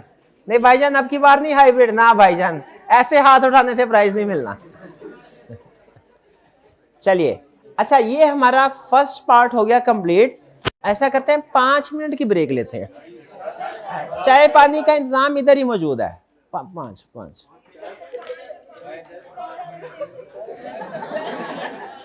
Minute की break है। 5 मिनट के बाद इंशाल्लाह यहीं से हम स्टार्ट। लेकिन नेक्स्ट अब जो हमारा लेक्चर होगा वो होता है किस चीज के ऊपर होगा? वो आर्टर के पॉइंट ऑफ व्यू से। और वो मजे की बात बताऊं, वो आसान है। ये अगर 1.5 घंटे का था ना, वो 1 घंटे का है, बल्कि उससे भी हो सकता है जल्दी। ऐसा 10 मिनट नहीं, क्योंकि असर का टाइम में उसका रिस्क नहीं लेना चाह रहा, वरना असर की नमाज जो है ना वो रिस्क पे चली जाएगी। अब 5 ऐसा करते हैं ना, मेरी ना आपकी 7 मिनट कर लेते हैं। चलिए ठीक है 7। आज लेक्चर का ये हिस्सा यहाँ पे खत्म करते हैं। अल्लाह हाफ़िज़।